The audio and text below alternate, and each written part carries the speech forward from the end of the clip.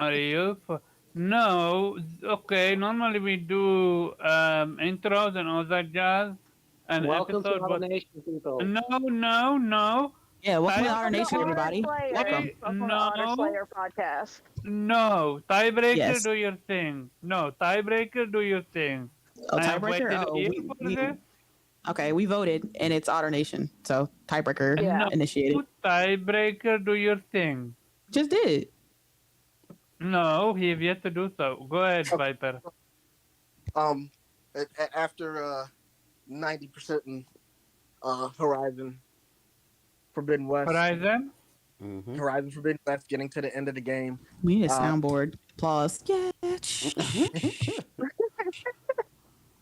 Getting most of the DLC done. I still got just one more mission, the last mission. Right now, I'm going through collectibles. Game of the year for me between God of War and Horizon Forbidden West is tied. Fuck off the No, you beard. gotta Nah. pick- We're not doing that. How You dare cannot- you? you cannot do We that. waited 1 We've year. We all Viper, picked. I completely understand. I felt the same way.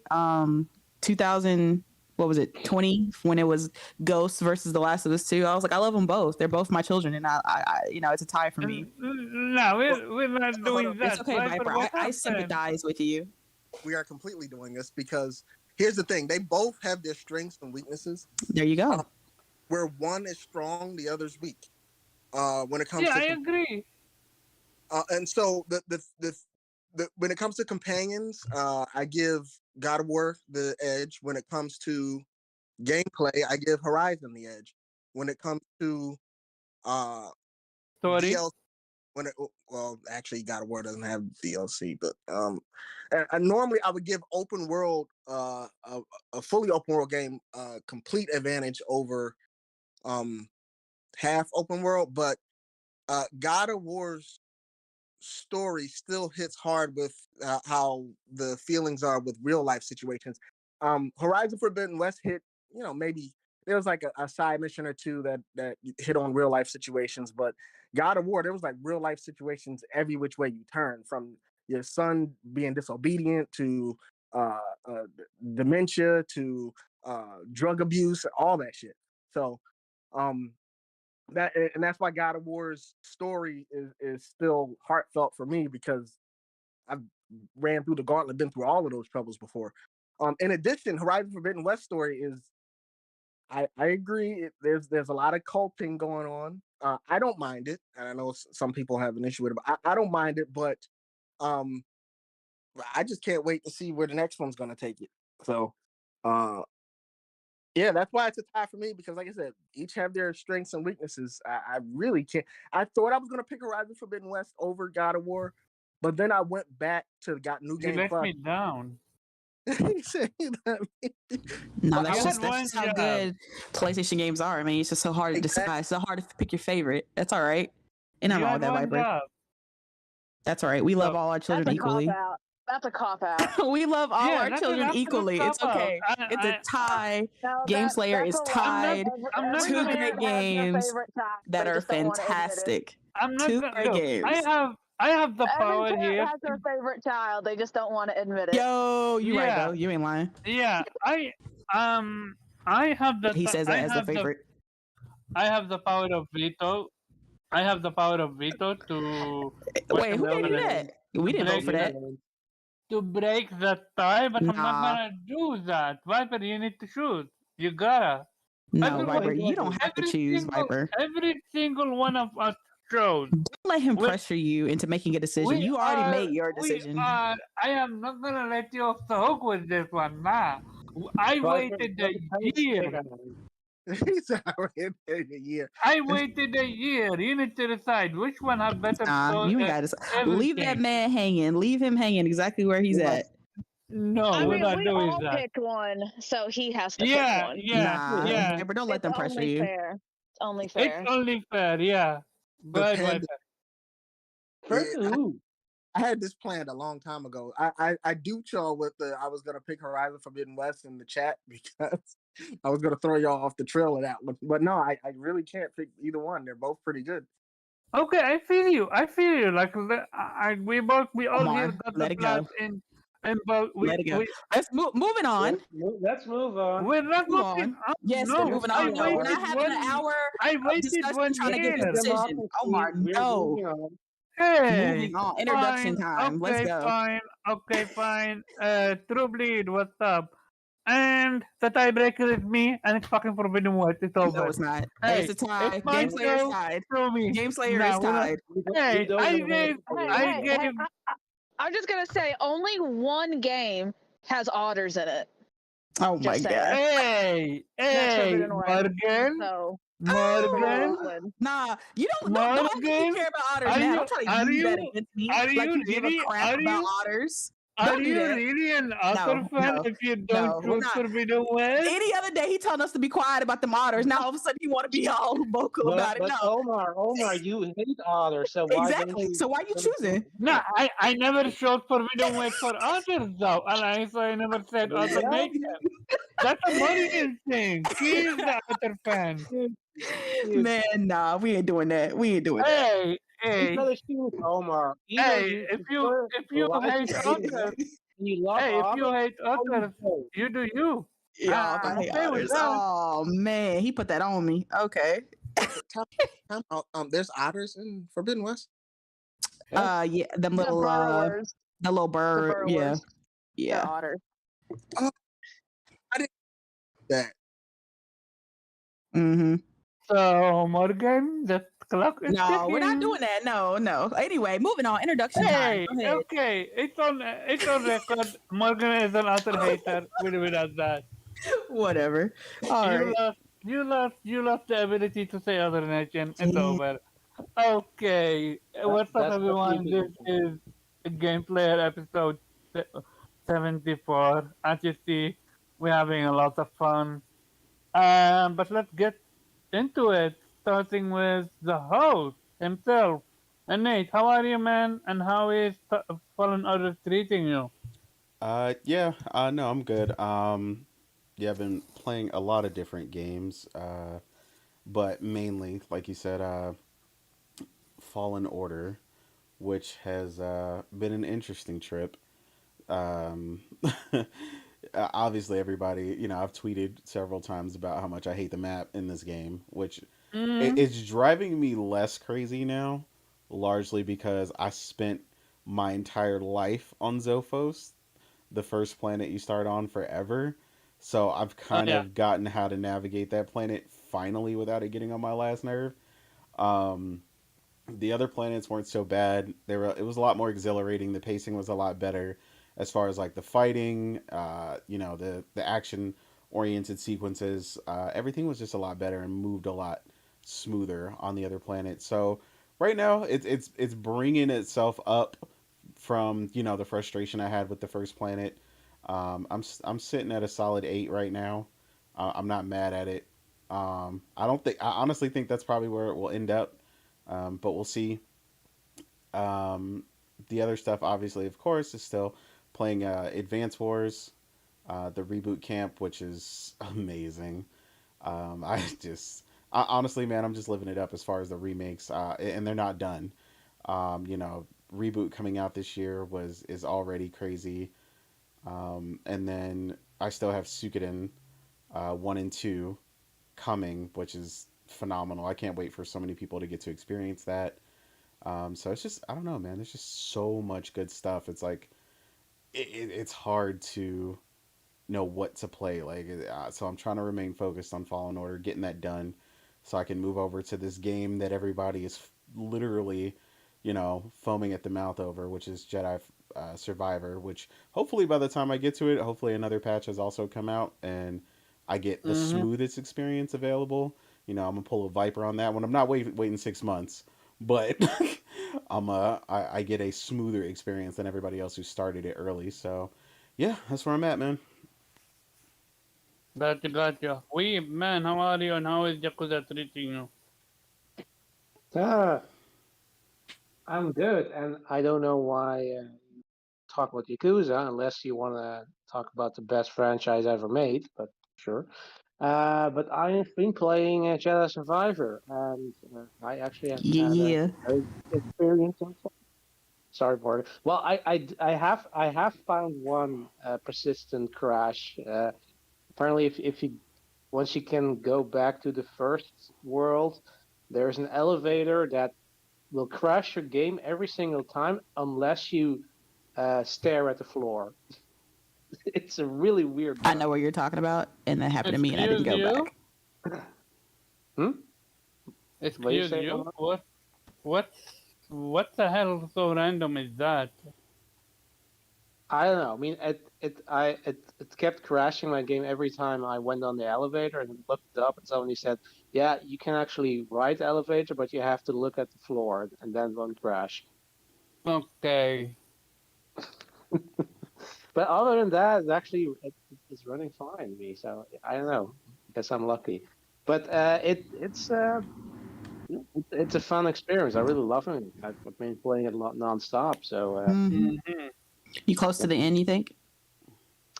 I don't know. I mean, I didn't sure. I don't think there are that many planets this time around, right? Because I have the Yeah, feeling like that's what it seems like. I thought there would be more planets, but it yeah, seems like there's only like four or five. I don't know. yeah, I know. But I think I'm probably nearing the end game, but I'm not sure yet if I'm there yet because I do see there's quite a few chapters left. Hmm. Um, but yeah, I mean I've been unlocking stuff like crazy, so I think probably Same. like 75% or something. I don't know. I think But I'm yeah, probably the same. Yeah. yeah, I've Okay. been trying to do to collect everything I can. Like I know that there are some stuff that you can't get until you get a new ability, but I'm like, okay, Hmm. every time I see something that, oh yeah, I can now go there, I'm just gonna get it because I can't wait. Because Yeah. You oh, going That for the platinum? oh yeah, yeah. Yeah. Same. I think it's any pretty mad. missable? Because the first one Uh, luckily didn't have any. well, there is one technically missable, but if you do, you can still if you just start a new game, you can like get it in the first 5 minutes or Hmm. whatever. Hmm. Mm-hmm. Okay, gotcha, gotcha, got After the you. week submit, so I can still get it. But yeah, and yeah, Nate said, it's crazy this year with the games. I have so many games in my backlog, and yes, I know I always have games in my backlog, but this time, like, there was actually games that I just like want to play right away, and have to put it on hold. I mean, I have to still Mm-hmm. play Metroid Prime remaster, so Advance Wars remaster that's still burning a hole in my table. Resident Evil remake, I have to finish that. Grim Gomar once again. I guess a lot of remakes though. I don't know why.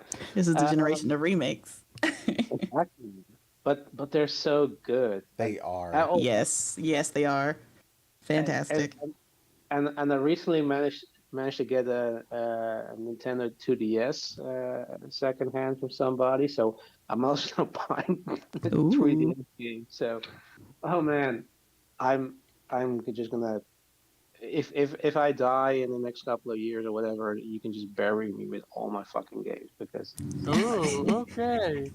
I'll be taking them off your hands, but it'll be oh sentimental. yeah, yeah. I'll let them watch as we put you down on the ground, but like, look, there he goes.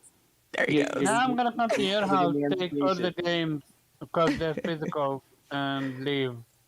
Oh man. Hey, Well, Omar, I'm a gamer. I know you're welcome to come to our house, but you're not leaving with my games. Oh man. Boo, fine. Can I have your auto Okay. plushie? That man looking to desecrate your grave. That's a shame. Yes, yes. Okay, you can have my. Don't rattle me out. Oh, Come thank on. you.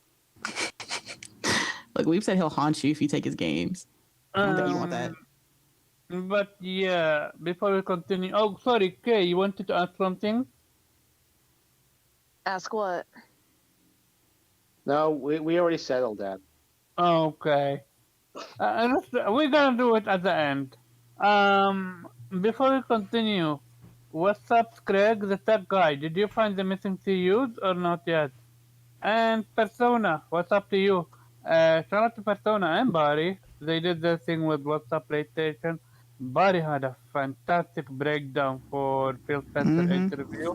It's As very for good. Persona, I missed out on watching his. I after this show, I'm gonna go back and listen to his because Did, I was waiting for him, but then something did came he up. did he have a breakdown of Phil's breakdown?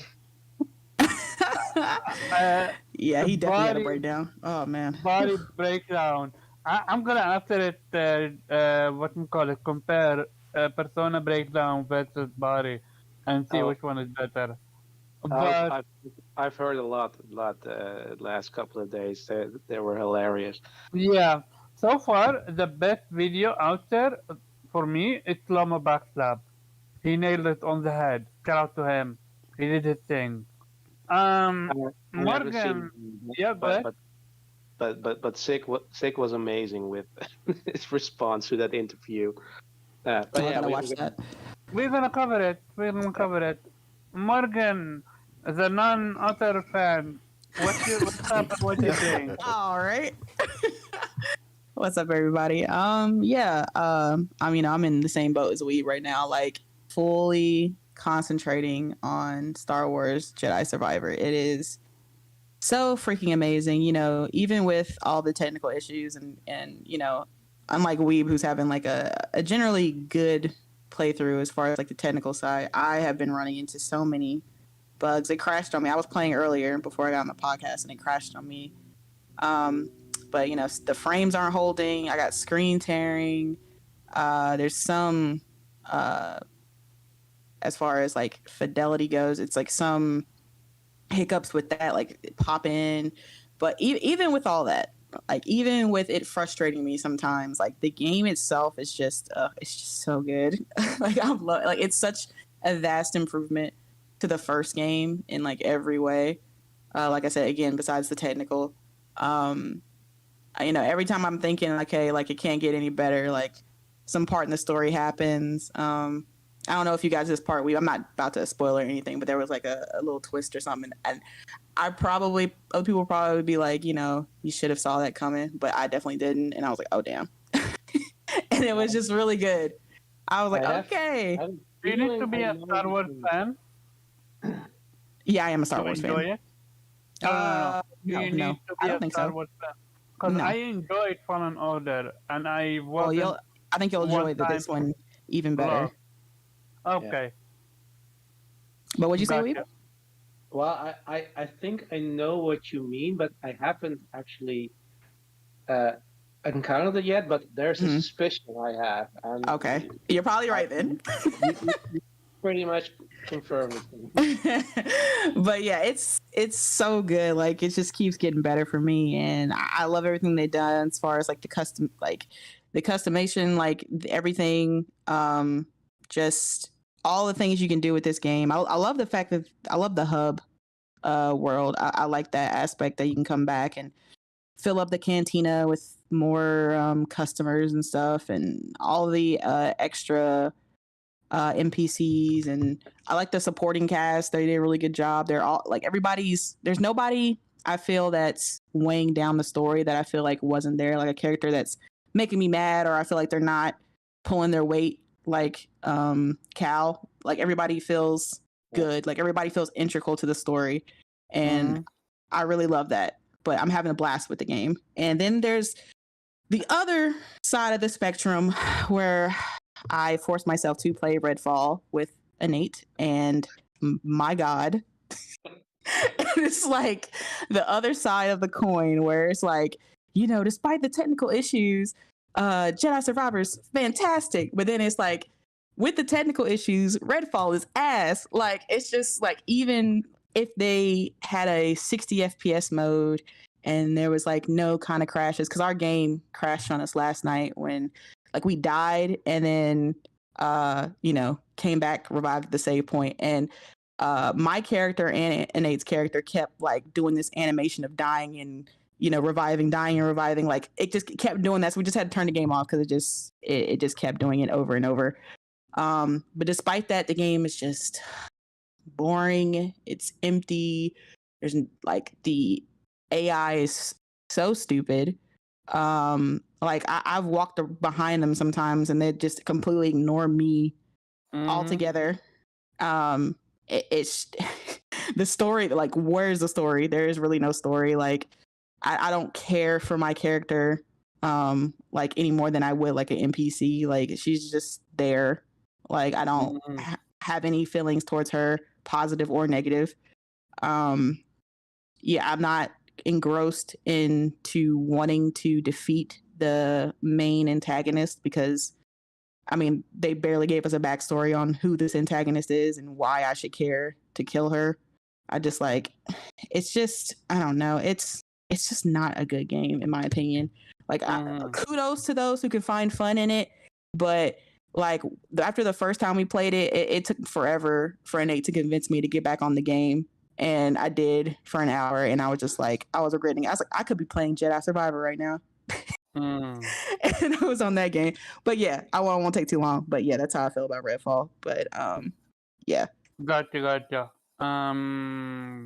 And okay, how are you? What you been playing? Hey, I'm playing Burning Shores right now. I finished the main story and everything. I just have one last trophy to grab, and then I have 100%ed everything for Forbidden West. Nice. So I just got to defeat the Cauldron Zeta, and then have everything completely 100%. And I'm excited about that. Our Horizon girl right here. Let's go. Yeah. I saw you enjoyed Gildan Story. Oh yes, that was actually that was my favorite side quest out of the three that they've given us. That felt more the base game, right? Yeah, because it had a lot of heart, a lot of emotion. The character himself just felt alive, and I loved seeing the interaction between him and Aloy, and the way that she interacts with him. It shows you how much she has actually changed between the Frozen Wilds to now, and Yeah, it's she just absolutely did. it's a wonderful thing to see. The good news is everybody Right. knows a person like Gildan in real life. Yeah. Oh no, yeah, we all do. Did you tell him the real story? Did you tell him what happened, or did you lie to him at the end? I lied to him. You lied. I'm kept like, it real. believe what you want to believe, because it's just it's not going to change anything. Like he's just going to be hurt for no reason. Okay, I get it real, because that's what Aloy would have actually done. What's your next game? My next game is, so I go home Tuesday, and I have not yet played Resident Evil 4 Remake because it's Resident Evil is a very a special franchise for my brother and me, and so I wanted to play it with him. So I waited. I've been at work this whole time since right before it came out. So we've both been waiting so that we could play it together. So when I get home, Tuesday or Wednesday, that's what I'll be playing. Okay. Yeah. I wanna hear an insight of the story for Redfall. So go ahead, do so, and then I'm gonna He loved it. do one. That was I'm good. really curious about your. He loves it though, because like he's always playing it. He's always playing it.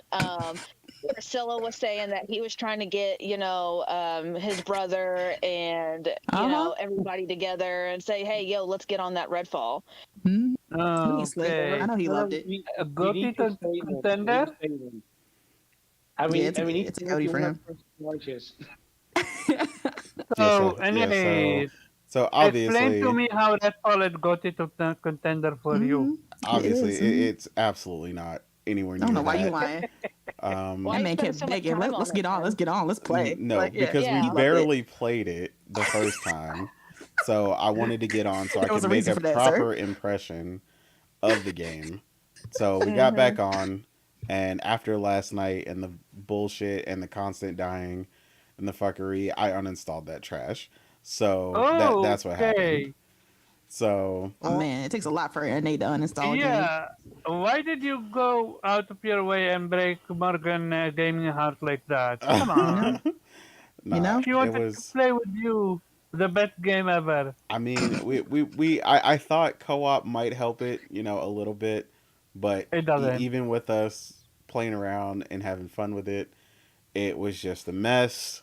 Like there Mhm. was too many constant issues flaring up, and this is why I keep telling people who are like, "Oh, I'll wait for the performance patch," and I'm like, I don't think you guys understand that performance is not the problem with this You game, know, like particularly. No.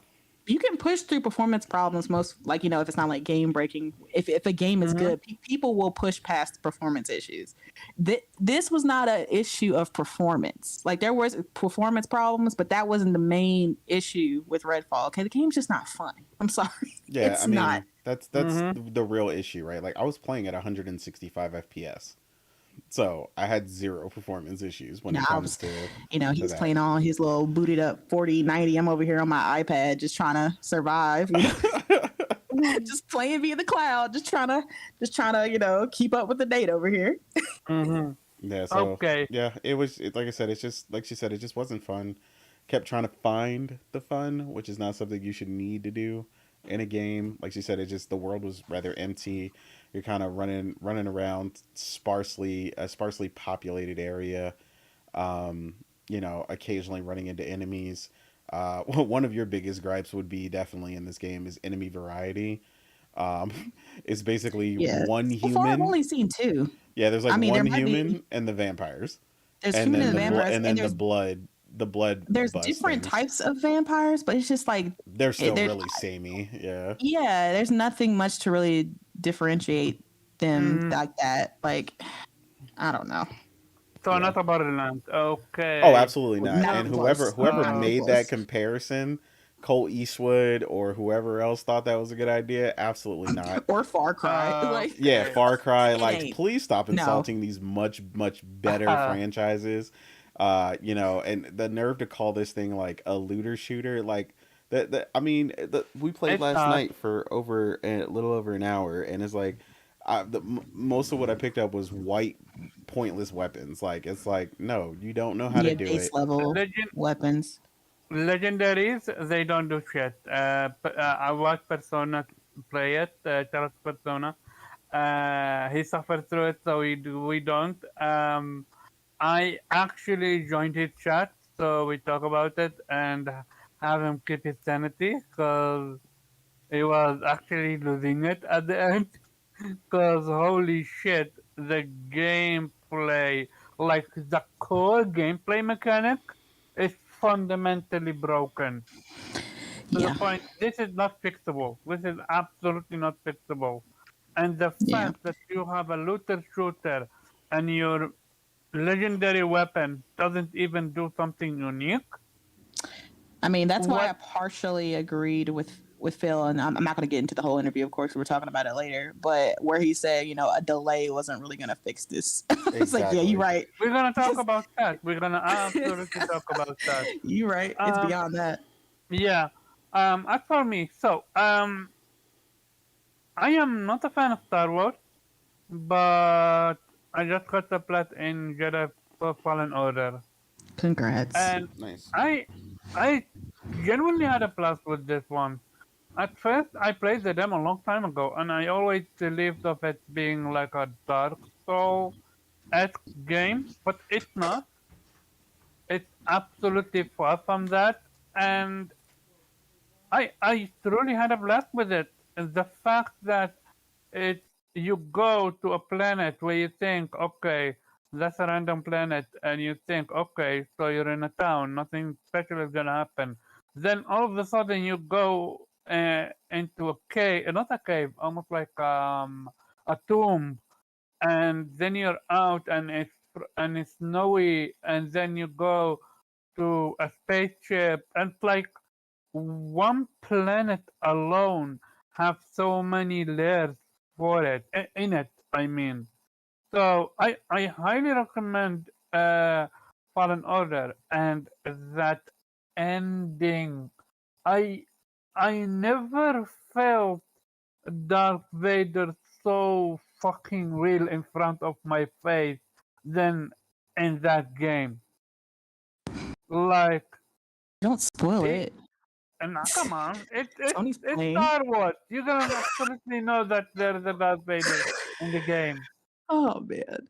But hey, it's what? How long this game? How long? Oh man. He said, "Look, we passed time spoilers. I feel you." I mean, okay, fine. I apologize, I guess. Hey, Kofi, what's up, my man? Shout out to Kofi, creative underscore Kofi. Going back to it, I played a game called Meteor Maker, and shout out to Shuei Ishida, because this is his game. What I mean by that, he is the person that made it so we can have access to this game. And look, one, I'm not a fan of FPS. Two, it's an indie. Three, this is the most unique game I've ever played since Dark Souls. What I mean by unique, I mean you don't know anything that's happening. You need to learn by trial and error. However, unlike Dark Souls, this is almost like a ghost game, and you need to play it every single week to level up your what do you call it? Let's call it your puppet. I guess. Um, but here is the issue: the gameplay is fun. It's genuinely entertaining.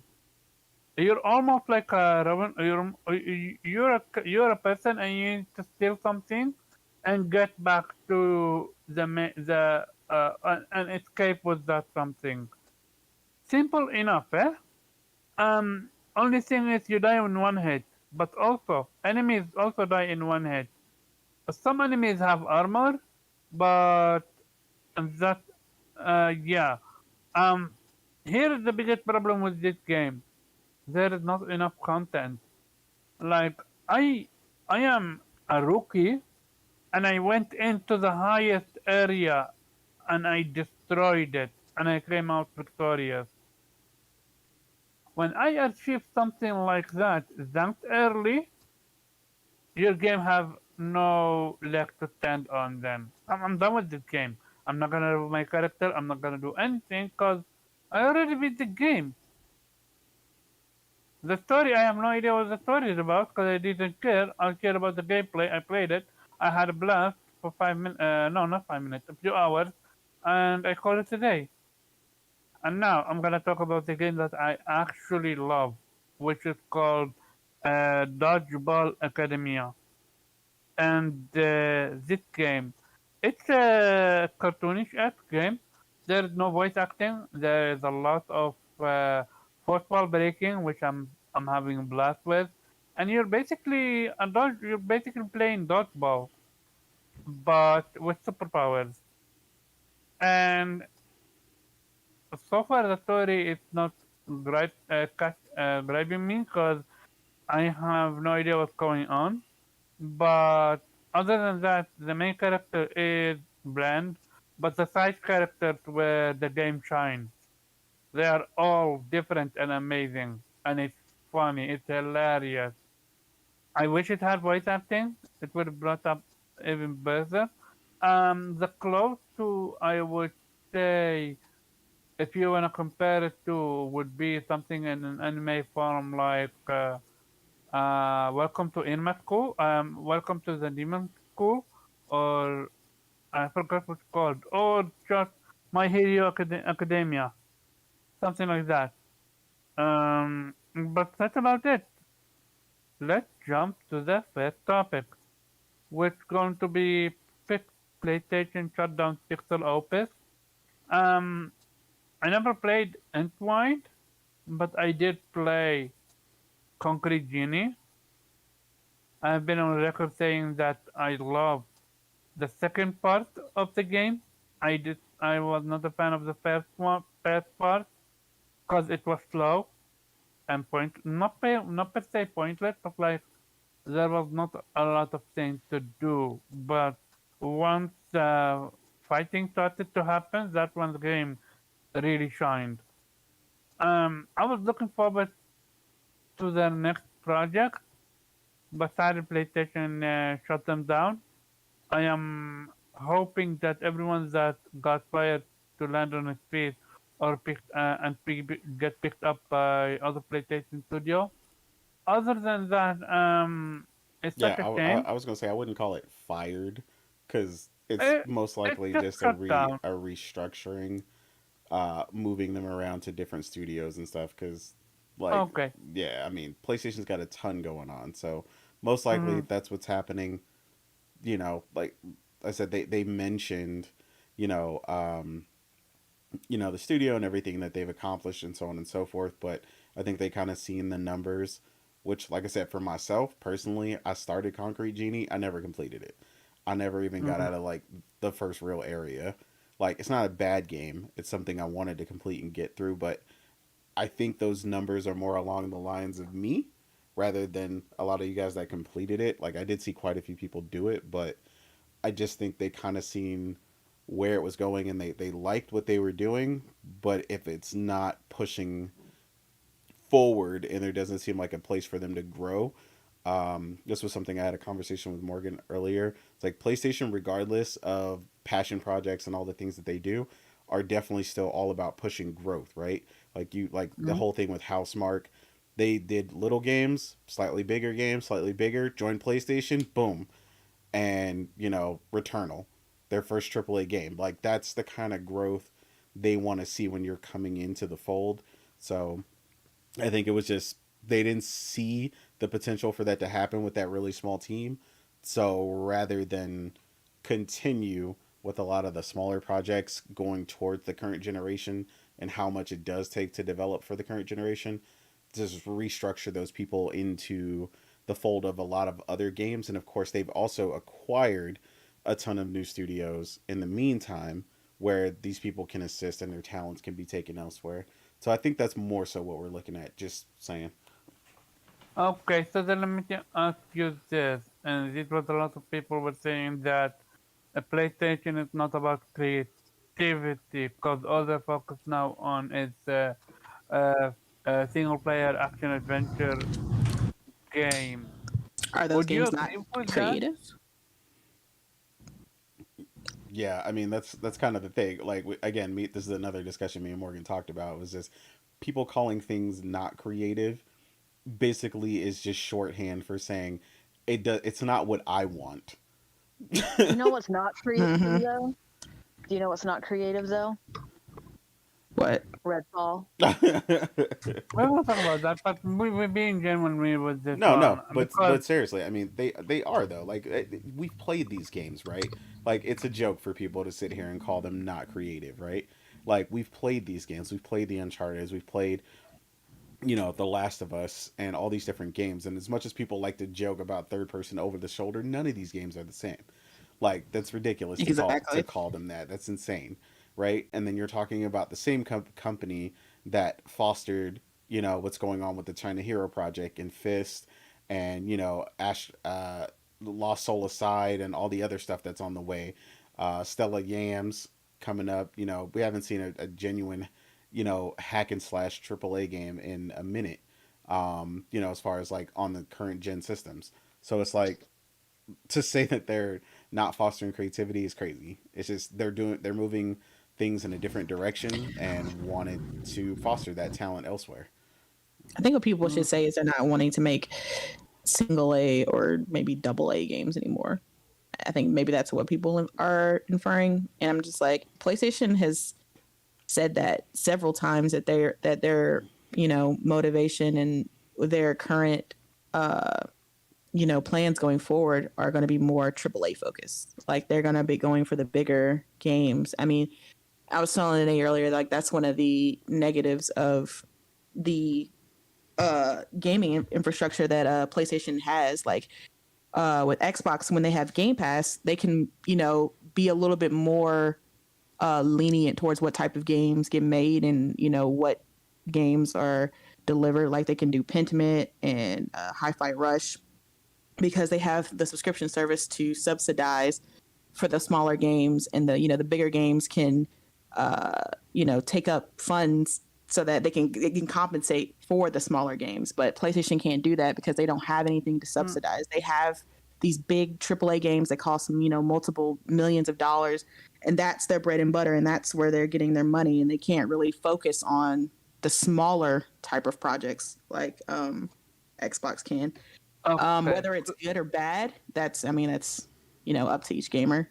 But Okay, then correct me if I'm wrong, but didn't one of the head of PlayStation, I forgot if Troy Ishida was or someone else, said the reason why PlayStation is able to create these smaller games is because we have bigger games that make the revenue, which then allocate to the small game. Because I remember PlayStation, what we call it, talking about why they're able to create a game like um, a Dream or a Concrete Genie or even what you call it, Gravity Rush 1 and 2. I mean, yes, but then you see yeah, those studios getting shut down. So what does that tell you? yeah. I mean, Yeah, at the end of the so day, clearly, though, so clearly if it something don't make changed. dollars, it don't make sense. Like Yeah, like it's still a Yeah, but business. back then, back PlayStation then was though. okay with it. I'm Yeah. Now not they're saying no, no, not. no, hold on. So there's not that they're okay, they're not okay with it now, right? What you're missing when I explained it earlier, right? They're fostering the talent in other places.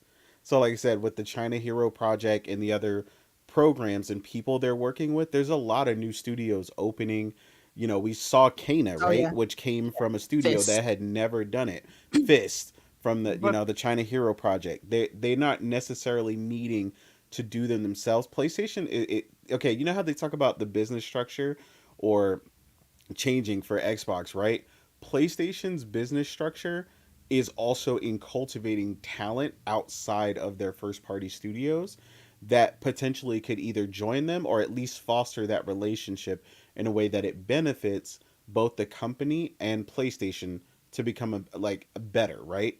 Like that's what all this stuff is about. These games, like you said, you wouldn't been playing Fist if it wasn't for the China Hero project. No, we don't know how long that game would have took to get out here. And like I said, Lost Soul is still not here yet, but we know they're assisting and helping them, mm-hmm. to bring that project to fruition. So it's not that they're not, but in particular with Pixel Opus, like their particular games that they were doing just weren't quite where they wanted to be right now. So they're Hmm. going to restructure and move that around. It's not that they're not about these smaller games and stuff, just not that particular game, which I understand because, like I said, as someone who didn't and it didn't drive me to play the game in its entirety, like if it's not pulling me away, right? PlayStation games pull me away, right? I'm I can tell you, right? I played Fist, right? You know I don't like side scrollers or platformers, which is exactly Or what Fit Metroidvania. or Metroidvania, which is exactly what Fist is, right? But I Mm-hmm. played Fist, and what I could tell you about Fist is that shit is high quality.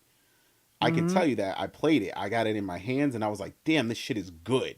That's what I felt. Like Concrete Genie, while creative, I felt like something was rough. Something was a little missing. I was like, I don't really know where they're going to go from here. And I kind of think that's where that was with that particular studio. It's not PlayStation not wanting to foster those type of games. It's just not from that particular studio the way that they were structured, and they're going to get it elsewhere. So No, you're but still getting games like Little Devil Inside that's coming, and so on and so forth. Like they're not engaging with these smaller development studios or even working on certain things that are smaller internally. That's just not that particular studio just wasn't working out the way they wanted. So that's why I said I wouldn't okay. take it as like a be all end all of this. That's it. They're done. Indies No, are that's it. dead. That's it. Yeah, Indies are like dead. No, I'm just kidding. yeah, like I mean, they're clearly not right, but the PlayStation, as things kind of change and things move and become the gaming industry is more fluid, right? Like, like we just said about a bunch of people we talked about left, and probably 15, 20 different new development studios opened up. PlayStation could be working with 10 of them right now. And we wouldn't know. But again, this speculation largely comes, which comes into my main criticism and all of our criticisms with PlayStation right now, is the lack of a damn showcase, because we would know what's in the pipeline and you wouldn't have a question mark right here where you have one, because you would know what was on the way. You see what I'm saying? That's Um, the uh, problem. the difference. Okay, showcase. You know me. I've always said I want a showcase, but with this one, I am actually against what it. Not against.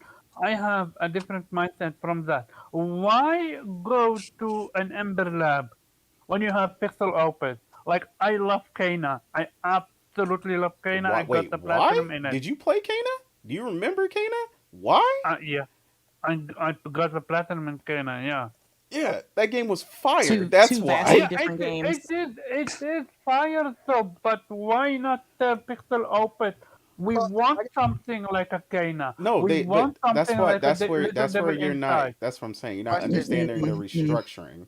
Go ahead, question. Viper. But What difference? What difference does it make if a third party's doing it or PlayStation's doing it? You get the goddamn Exactly. game. It Exactly. doesn't matter. The game is coming to PlayStation. It doesn't matter if PlayStation is doing it themselves or if they got like 8 third party people doing it. We're getting it. Exactly. That's what I'm talking about. The strength of their No, we, structure is a lot of second party things going on. If they had enough in the pipeline that they were confident in what was in what they had coming up, why continue to maintain them when you can foster the talent elsewhere? The studio's not that big. Like we said, 15. It might not even have been 20 people in Pixel Opus. Like that's just what it was, and it's like they're not gone or done. Like there's no attachment. We got to stop being so attached to the specific studio when we know full well that these companies, or the way, at least the way PlayStation works, a lot of their developers move from within, right? Like, I mean, we know one in particular that we've talked to multiple times, which is Rob. Rob has already worked with 3 different studios Thanks. inside of Sony. Like, this is what I'm talking about. Like, that you got to, this is part of the you got to stop listening to Twitter bullshit, because I've seen multiple no. things. I'm not talking. No, hold When on. I'm Let me listening, this finish. is Let me finish. okay. This is when I say stop listening to Twitter. They immediately were like, "Oh, how could they shut it down? Oh my god, they shut it down. I'm so distraught." Half these people talking that didn't even play the damn games, and that's again why I told you it wouldn't be that long for me, because ultimately I know I didn't play their games like that. They weren't as compelling. So if you can take that talent, put it into another studio, or restructure them accordingly to bring something out that's going to be better and better represent PlayStation from a quality standpoint, why not do that? Like, I know it seems like, oh, another studio gone, but they're not. The talent is not gone. The talent is elsewhere, is what I'm saying. So you can't Uh, you can't like think about, oh, what if for that particular Yeah, indie. I get what you're saying. I think Omar's more on the fact that he just wanted that particular because they make certain type of games, so he didn't really want them allocated to different studios. He just wanted the smaller type of games that they were making.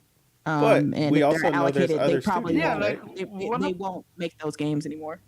yeah, like one of the shout out to Persona. He name dropped it, and I will always go back to it. One of my favorite game from last gen, Gravity Rush 2. Like the Nigga, difference why between did they Gravity shutter that Rush studio? and As Gravity much Rush as I 2. thought that was cute, I I, had that game I owned that game twice over on Vita and all Kofi, that. Why did they shutter that Kofi, studio? Kofi is a Japan expert, and even he doesn't even know very much what happened. We know there was a development issue. We know there was miscommunication between the developers and PlayStation. We know that a lot of money was invested and lost on Last Guardian, a game that at the end did come Yeah, that out, game took like and 10 years to come out. Forever. and It it was did, good, but it yeah. took So forever.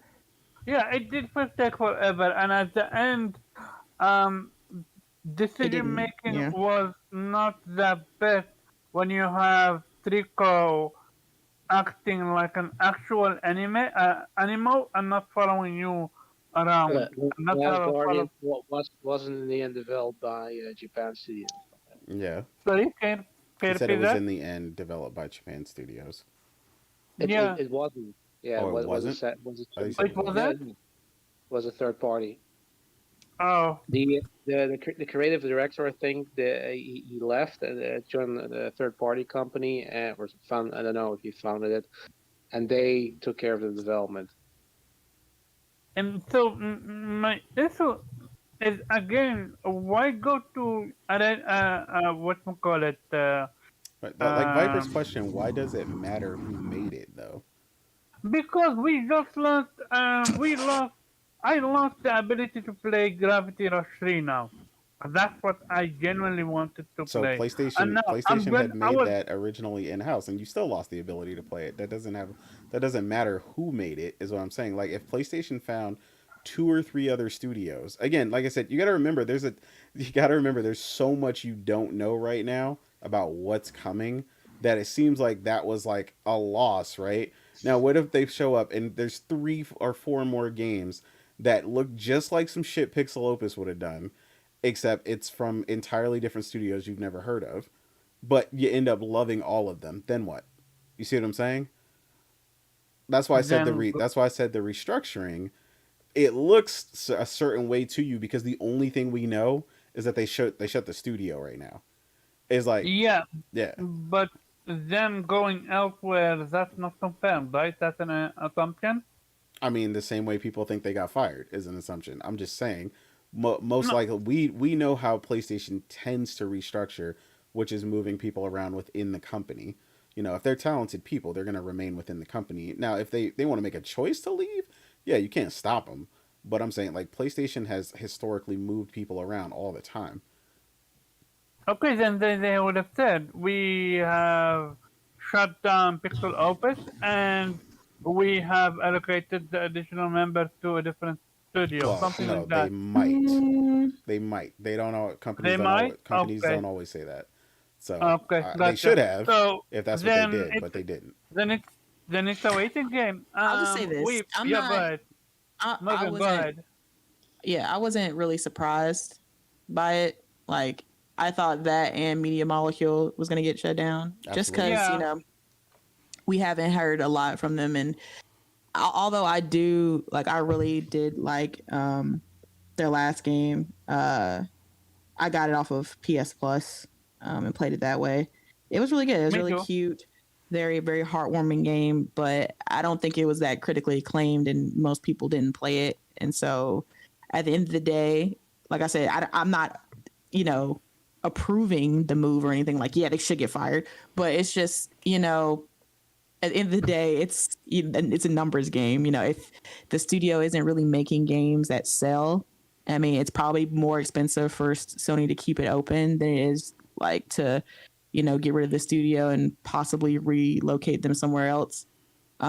It sucks, yeah, but I don't know. Maybe that the money saved on that will get us to fund another type of game. Who knows?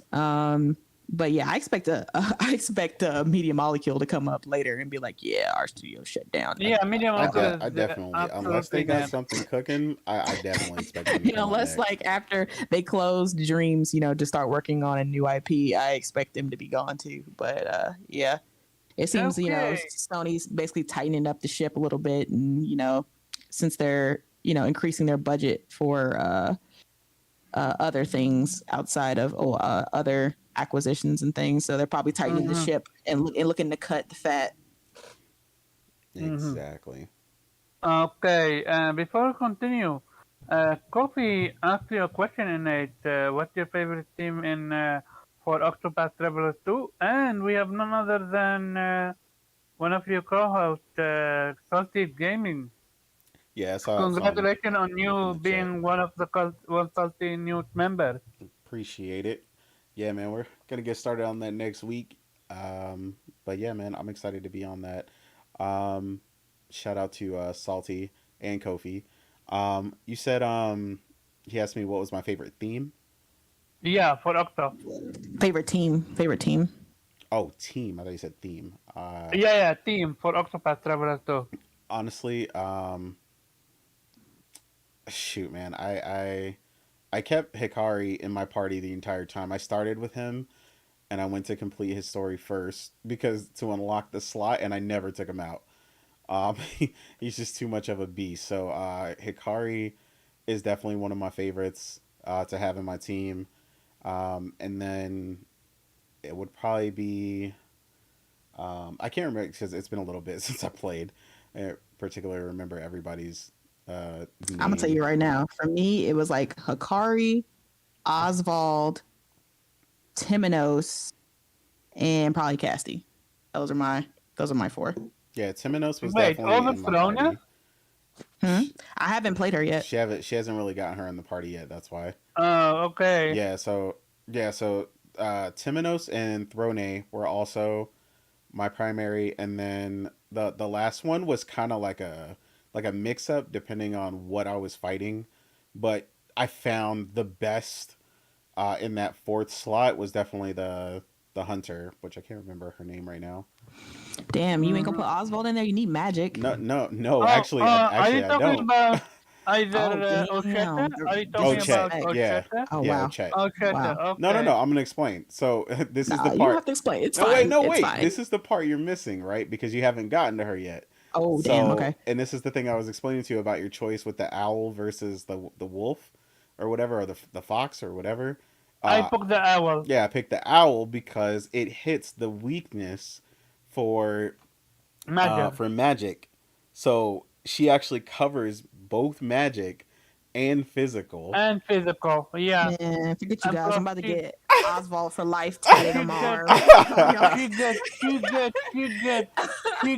shit y'all ton of hating AoE. on this mage, man. Whatever. I don't care. Yeah, she gets shit ton of AoE. But Oh again, man. I am the boss here, and I absolutely need to have a boss cut up. Yeah, see, Kofi got Uh, Oswald in his team. Good job, Kofi. Good Yeah, that's job. right. I need I need a podcast with us crew that played Octopath Traveler 2 and just talk about it. Cause this damn game is amazing. It is. But going back to the main topic at hand, Weeb, what's your thoughts on PlayStation doing this, and do you think they could have handled it better? Well, I mean, we don't have a lot of information about what's going on, but um, well, it's always sad to see studio go. I did enjoy Concrete Genie, but Nate said, like somebody said, like it's probably something that well, the thing is with a small indie studio is or it's not an indie studio, but like a small studio that only makes indie type games, right? Smaller games, is that it's pretty hard to stay relevant in because I don't know if I think Pixel Opus was bought by Sony's some time ago, right? They were not an in-house studio all the time. Does anybody know? I don't even know. I couldn't even tell you. Yeah, I remember, but maybe that's the Mandela effect or whatever. But I remember that they were bought in those recent acquisitions of Sony. But yeah, assume that's the case. I mean, you have a choice, right? You can either stay independent, but then your next game might flop, and then you can close the doors, or you get bought by a bigger publisher, and then you run the risk that you will still have to close doors because you're no longer fitting within the bigger picture. Yeah, I can understand that for Sony smaller studios are not necessarily that interesting to keep in house, right? They would rather focus on bigger titles.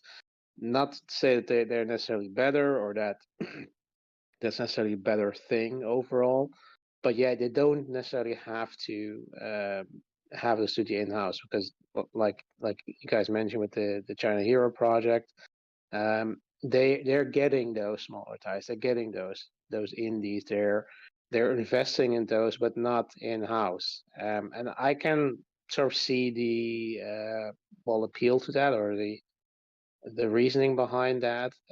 Because yeah, if they're if you can get that outside, like it's harder to get a AAA title exclusive because those cost a lot of money, and mostly are published by third-party publishers who have an interest to keeping those games everywhere, mostly, unless you call it Square Enix, of course.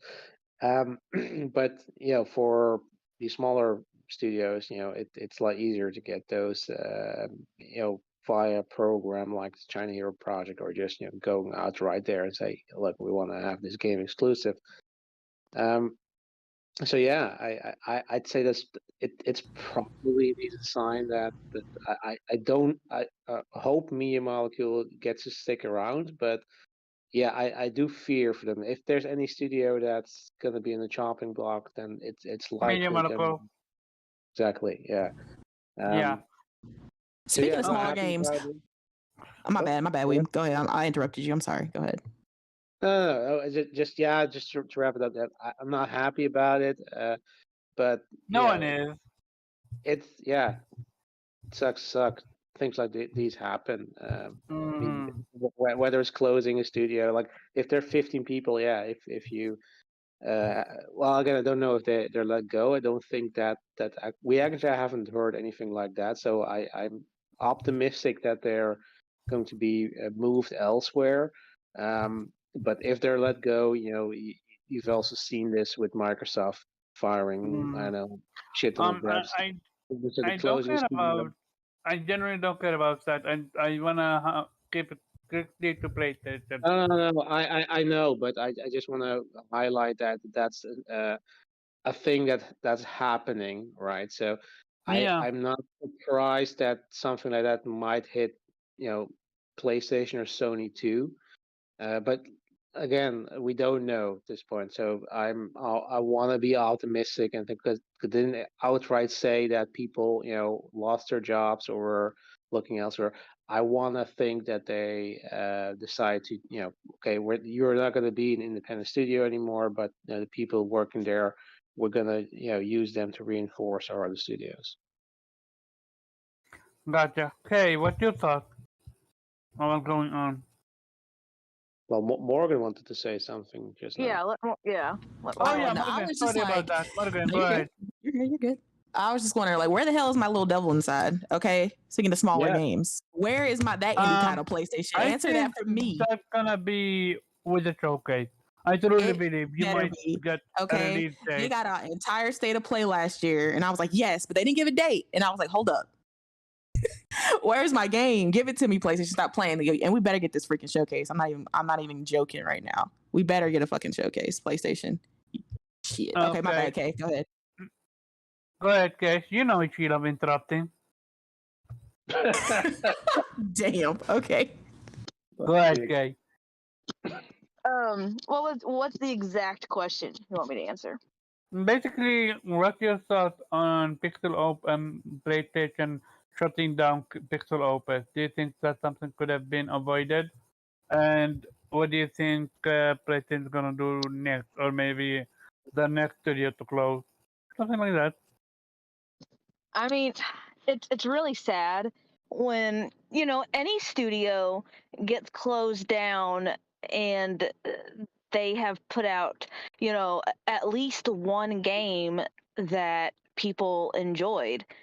Like it's sad when it happens. um I mean, I do we really know, like, officially why they were shut down? I don't remember No, them they didn't give a reason. saying. So then we honestly we don't know. Um we can only speculate, right? Um because I've heard a lot of good things about Concrete Genie. I haven't played it, but I've heard a lot of good things about that Your game. daughter will love it. She will absolutely love Yeah, it. she would. Knowing her creative mind, she is gonna love it. I might have to look into it. A little late, but um like, yeah, it's sad. um I honestly don't know what to say. It's just um PlayStation obviously they came to this decision, and usually when they make a decision, they're usually justified in it in one way or another. So I really don't know what to say. Okay, so um, Viper, you're the last, and then I'm gonna go with a quick question, and then we're gonna go to the main story. Go ahead, Viper. What's your thoughts? All right, so I've played in Platinum Concrete Genie, and Nice. Nice. I started off slow, but I stuck with it. And I was like, you know what, this is a fantastic ass game. Um, it is.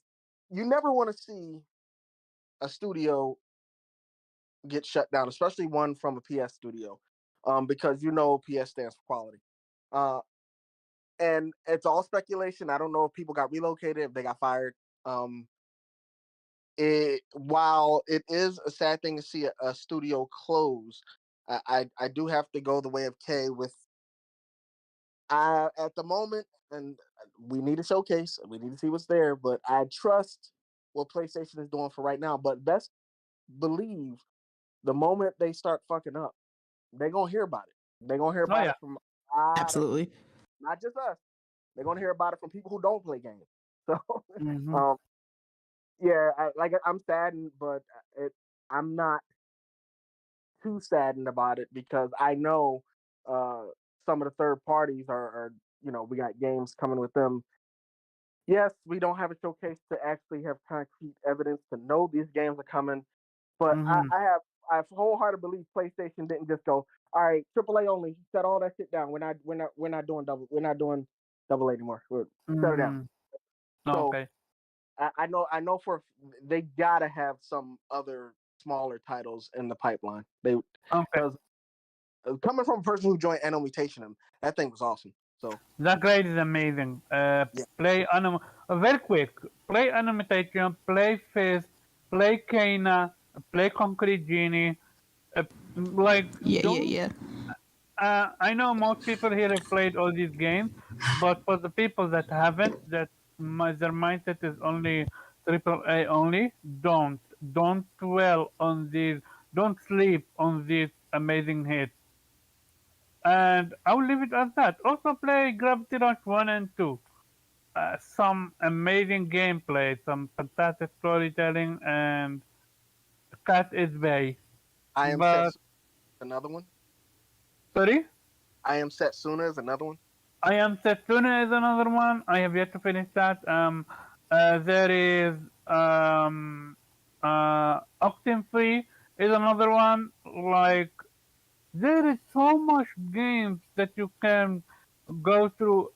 It shouldn't be just AAA. It absolutely shouldn't. But going back to it, very quick, shout out to Persona. He highlighted it. Uh, so Persona, you said, and so it continues. What do you mean by that? Are you happy about that, or are you not happy about that? Well, what I'm talking about is this. Sean Decker is now the head of live service at PlayStation Studios, and his resume is he comes from EA, and he's 10 years at EA, including managing DICE and free-to-play models across EA during the early 2010. Shout out to Sammy Odyssey for this information. Um, yeah, very quick. This is just a topic I just saw.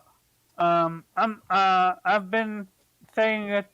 I'm not a fan of this live service stuff. The PlayStation is on. Um, One thing I will admit, Herman Hulse did an interview not too long ago, and he said, "We're not looking to create a next Fortnite." So clearly, PlayStation have the good mindset. They're not trying to capture lighting in a bottle, and I like that. I'm still not a fan of live service games, but I'm gonna watch and see what they're gonna make. And with that, Nate, what's your thoughts? Is this good or bad thing?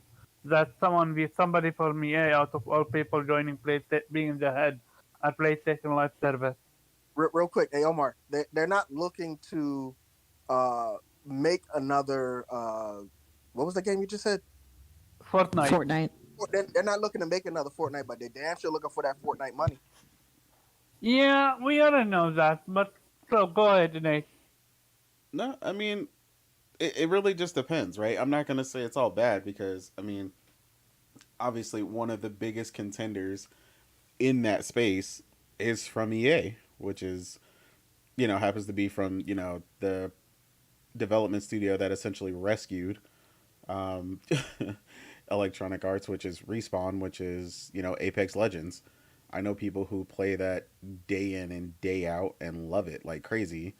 So I mean, if that person is involved with that, and PlayStation felt like they needed an expertise. I mean, one thing we talk about is their ability to know who they need in particular positions or management in order to get the job done. So I mean, that person clearly displayed something to them that they wanted or saw that they were capable of assisting these potential upcoming live service games, and hopefully it turns into something beneficial where they realize to focus on the cosmetics and make sure they don't imbalance these games going forward, and hopefully that's what that person is bringing to the table and kind of advising each of those live service games accordingly, because I think that's the big key that a lot of people miss as someone who does play some of these live service games. Like I said, I've played Fortnite from the very very beginning. I'm talking about before it was even popular, before it had the PvP mode, all that. So I've seen how they've kind of gone through each iteration. I was there for Player Unknown Battlegrounds and how they kind of went through stuff. The moment you start to imbalance the game with advantages based on purchases, or at least what people feel like are advantages, a different gun may not even be better. It may just be people thinking it's better or liking it. When you take away the access to equal, the competitive ground, that's where you start to make mistakes. So just, I hope that's what he's bringing to the table is that lesson. From what I understand, Apex does it pretty well. All their stuff is again purely focused cosmetically. Fortnite purely focused cosmetically. Like I said, they're not going to create another Fortnite. Essentially, maybe one of them will be, but I think PlayStation's definitely in the realm of experimenting with a bunch of different ways to be live service. And I brought this up to you at one point where I essentially told you that the last Assassin's Creed was essentially a live service single player game.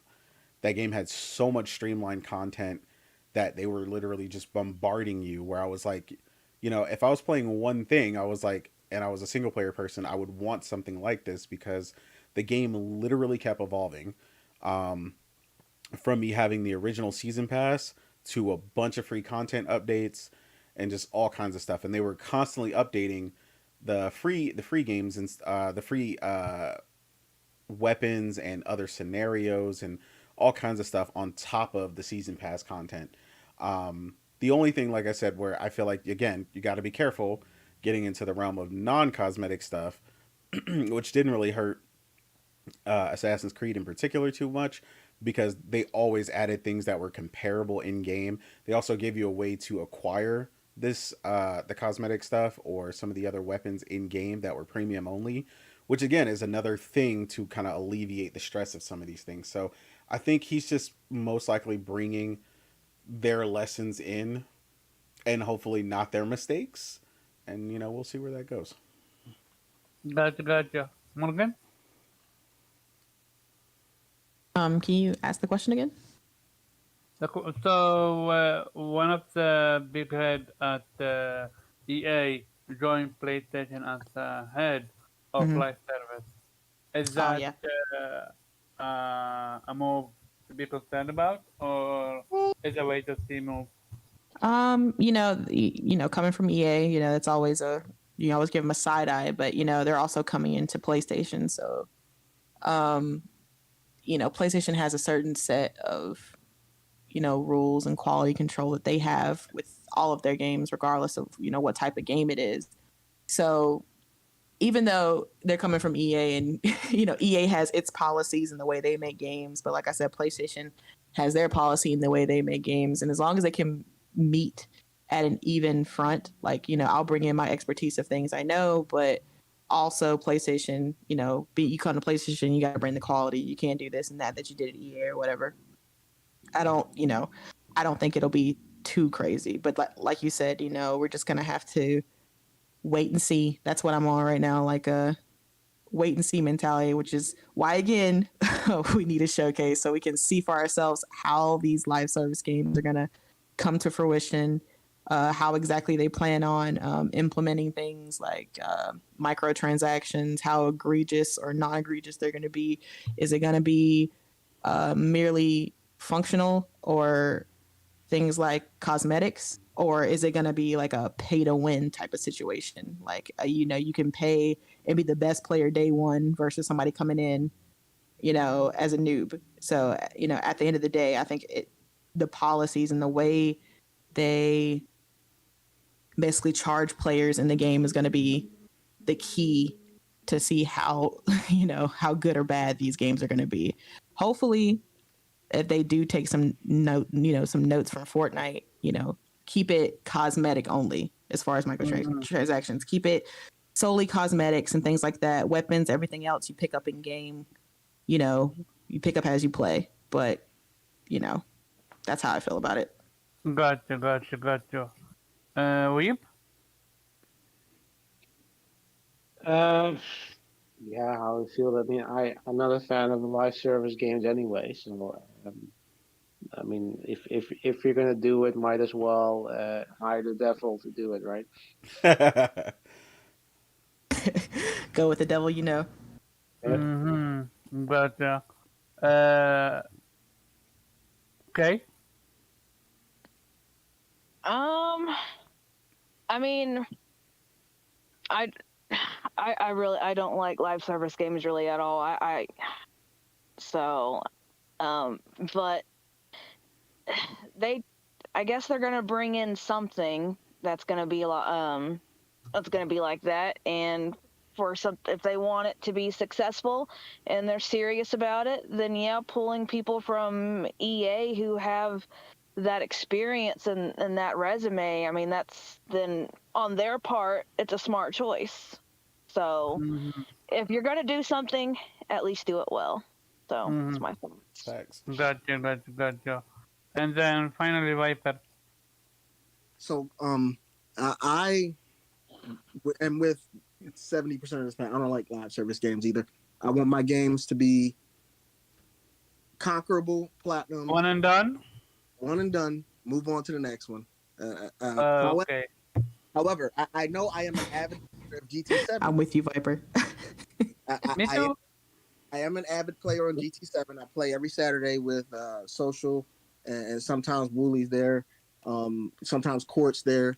As a matter of fact, that dev from whatchamacallit from Gorilla was there today. I missed it though. Oh, nice.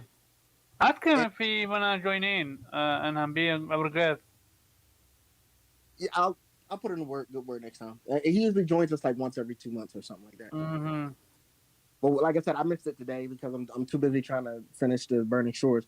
But the irony. yeah, right. But yeah, you're right. And yeah, I'm not a fan of DLC either. As stated before. However, like I said, I do play GT7. I am going to get Diablo 4. I know those are live service games.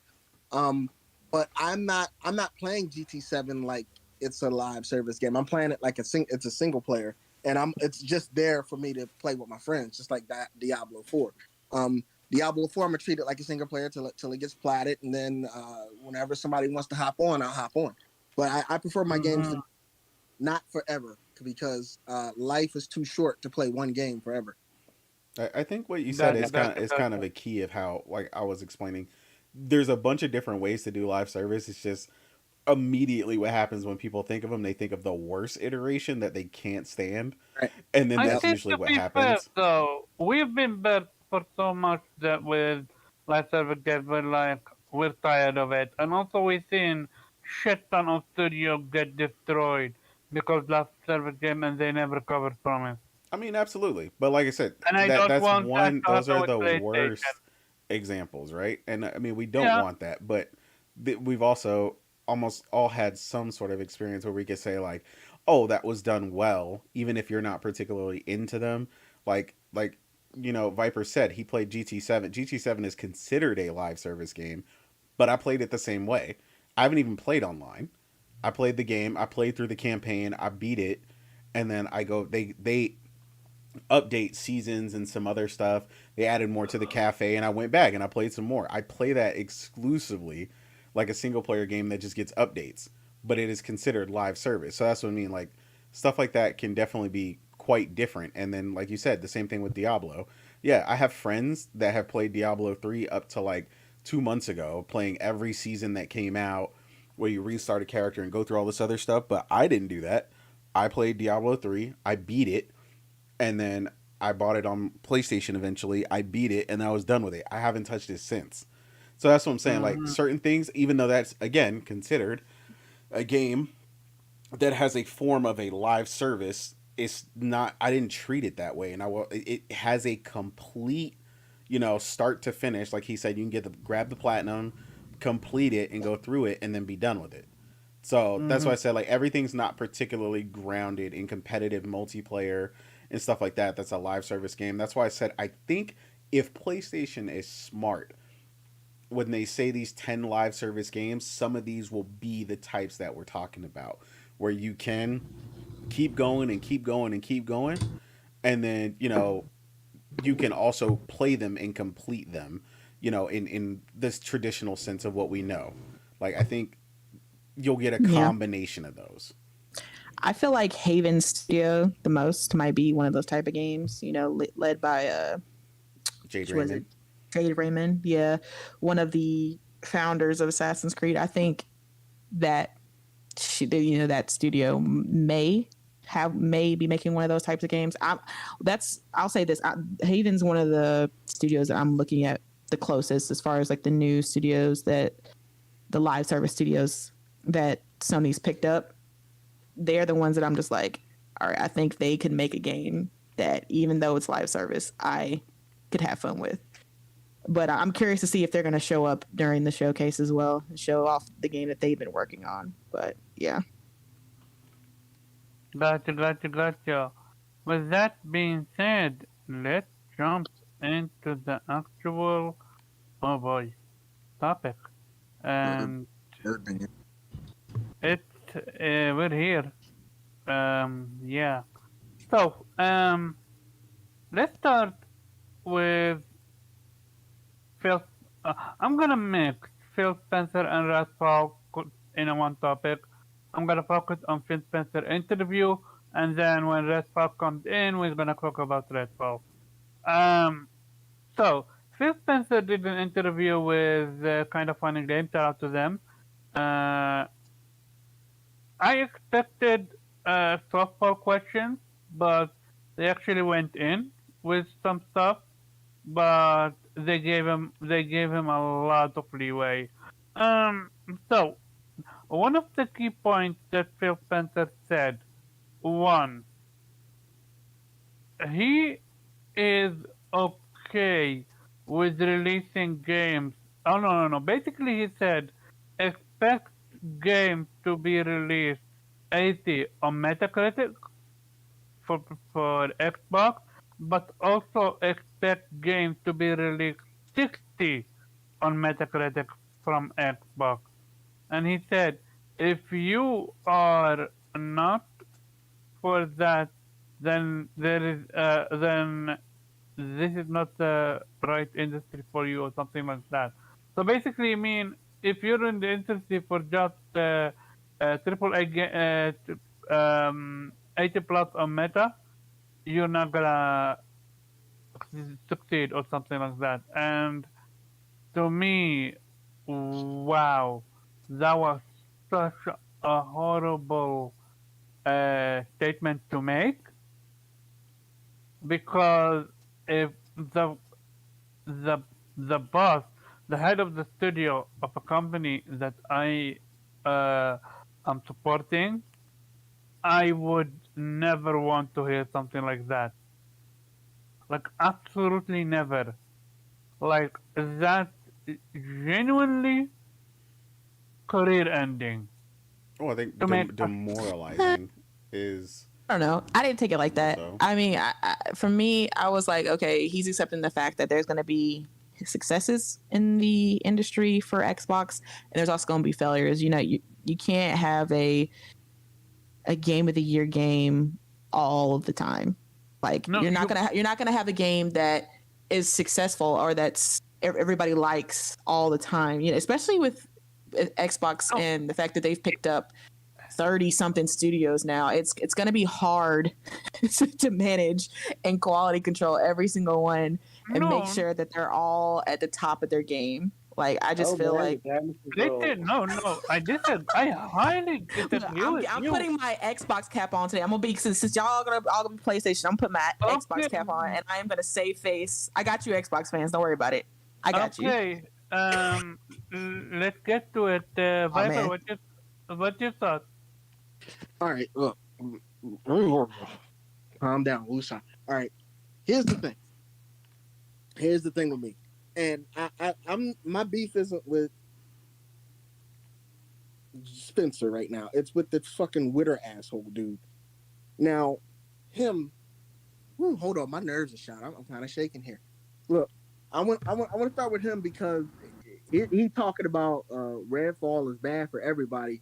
This We're gonna Viper. We're gonna get there. I wanna just now focus on what Phil Spencer said. We're gonna do it one by one topic, one statement at a time. oh I didn't see Witter as a topic. It was just Phil Spencer and what he was doing. That was Oh like no eight. no no no! What I said right now is Phil Spencer said that expect games coming from Xbox that hitting 80 60s. on Meta, and also expect games that are hitting 60 on Meta. Yeah, That's what you comment on that. when I was listening to Six podcast, I know the way he took it was you're gonna get some 60s crammed down your throat. You're gonna like it, but that's not the way I saw it. The way I saw it was like Morgan said, you're gonna hit and you're gonna miss, and but my thing was, who the fuck said Redfall was a hit? We need the names of not only the people at Arcane who said The it's fuck? bad. He said put out a hit list. We're gonna go there, but Viper, you are going way too far with this one. And let that man go. Okay. Let that man go. Omar, Let stop the trying man to go. stop trying to Supposed to say. Okay, stop trying fine. to chain this man. Let him speak. About it, Omar. We're gonna be here No, forever if we do that. Just I let that man wanted to speak. do it Yeah, but one you statement. can't. No, You because can't we're gonna be here because for it's hours yeah. if we It's go and do each thing. Unleash the beast. Go ahead. Listen. Okay, first of all, Phil Spencer gave this blanketed ass statement during that damn interview, and I'm like, motherfucker, you released it. You could have said no. Booty could have said no. Yeah. Arcane could have. Somebody could have said no, but there was at least 18 motherfuckers that said, "Yep, this is the shit." Who was in that meeting? They all need to answer to me. Because Get him, Viper. Can you imagine? Like there was a bite something edition that's actually $100.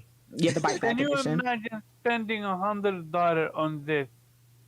I feel bad for those people. I that's all don't. I don't because I Me believe my neither. own eyes. I saw this coming. I saw it coming from a miles away. Okay, so here's the thing. I'm gonna mention every single thing that Phil Spencer said, Okay. and then I'm gonna go one by one because it's very difficult to just focus on one topic. well because yeah, it's the While whole thing. Yeah. yeah, most people, because I wanted to try to do it one topic at a time, but it's not possible. So he said, one, he admitted Xbox at last place. He said, yeah,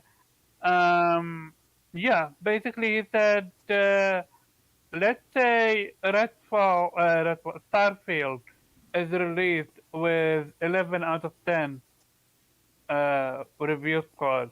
That's not gonna entice people to sell their PlayStation and buy an Xbox. So he said that. Funniest thing We're he gonna said. yeah.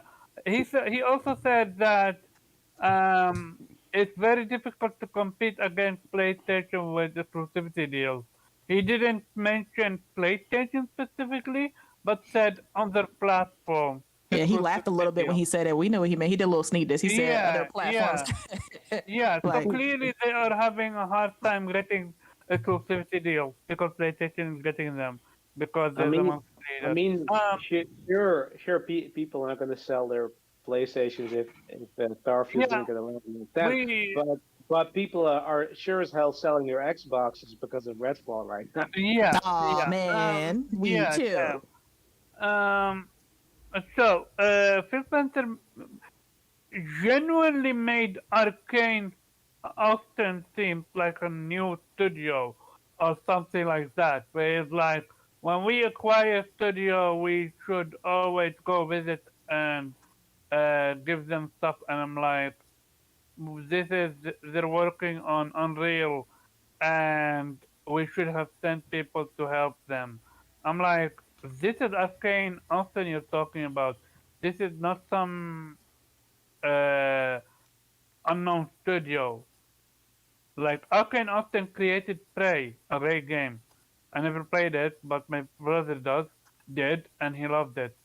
Um, um, so basically, he like, we knew about the game not hitting the 60 FPS Hmm. while they were showing the gameplay for Redfall doing 60 FPS on PC. I So think that's the part clearly, so that. clearly there was a lot. One second, Morgan. No, you're good. So clearly there was a lot of information that was known, and people, and they didn't release it to the public or did anything about that, ask for a delay or whatsoever. He also said, one person asked what was his expectation with the Redfall release. He said, he said, you guys do, I know you guys do mock reviews and stuff like that and initial testing. Phil Spencer said, yeah, we did a mock review, and that review came up with double digit from what the Metascore is. So basically, he's insinuating that Metascore for Redfall in his mind was an 80 or a 70. I'm like, who?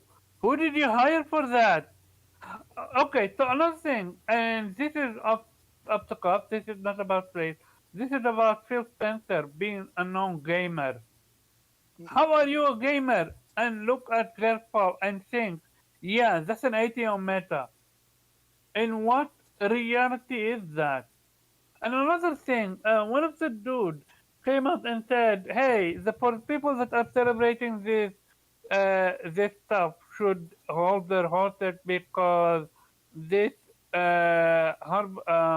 this is against creativity, and everyone should support creativity. And if Microsoft is failing them, PlayStation and other studios, not other studios, if this is not doing well, then that's a shit sandwich that everyone needs to eat from it, including the PlayStation people." I'm like, no, that's solely on Xbox.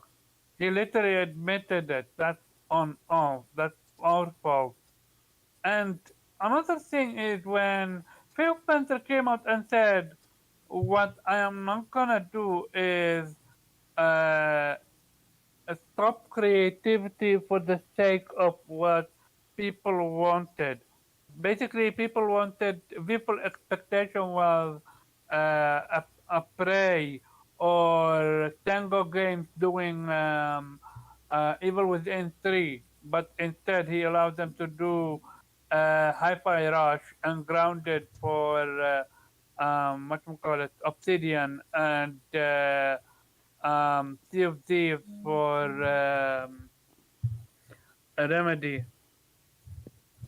Um, um, at the end, which to me, what he said, I'm like, he's like, I'm not against, I'm not against, I'm against preventing people from having creative freedom. I'm like, look at PlayStation. PlayStation did that with kind of with in some with what we call it Santa Monica. Santa Monica.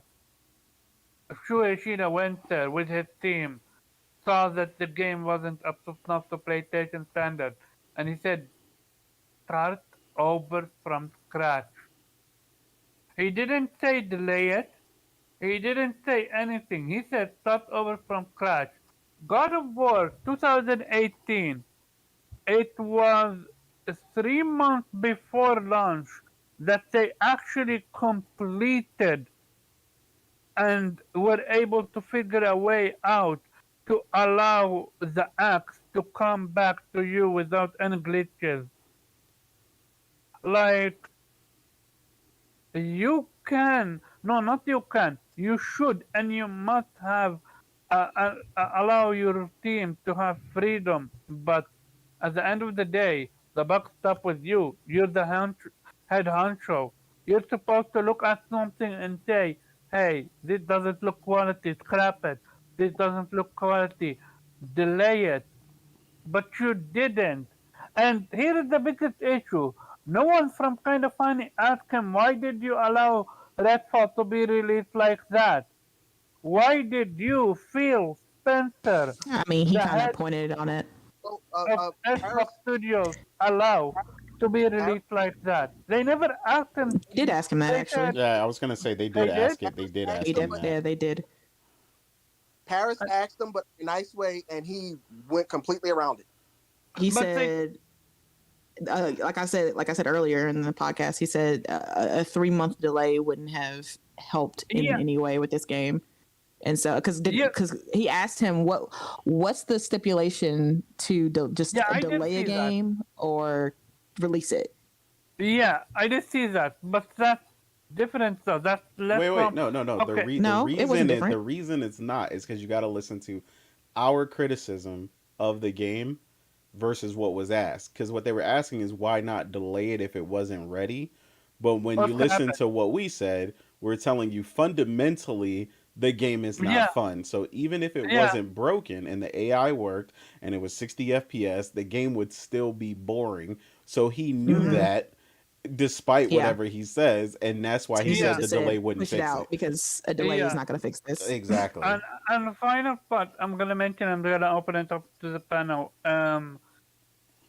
Phil Spencer knew this game was dog shit, and he knew that there was $100 edition, and he knew that this game cost $70. PlayStation was once in such a position. You know what they did? A game called Destruction All Stars was going to be sold for 60 if I'm remember 70. correctly. 70. 70. 70, thank you, 70. They saw how the game was. Let's keep it real. Destruction also released, not broken, but it had a lot of problems and it was missing a lot of content. A content that they later put in the game. You know what they did? They gave that shit for free on PlayStation Plus, and they put that game for $20, €20. Now I that's something called quality control. That's I I I something called uh, I thought Phil was all about canceling games if it was yeah, better for the gamer, right? As Scalebound. yeah, yeah. So at the end, Damn. this is what the second time they talk about how Halo was unfinished. Like, you had that issue with Halo, you had that issue with Scalebound, not Scalebound. You had that issue with the Sea of Redfall Thieves. now, and you had that issue with Crackdown 3. Like, clearly, Phil Spencer, you don't know what quality control is, even if it hits you in the face. And the final part, and this irked me the most. This what made me happy that I have a fucking podcast so I can talk about it, because I truly want the better for the fucking industry. When this person said, if we if making amazing games is not gonna have us what you call it Jane additional oh wait, I forgot his exact quote. If someone knows it, please remind me of it, because I that was one of the worst statements I've ever heard, where it's like making an amazing game is not enough for Xbox to be in the console or something like that.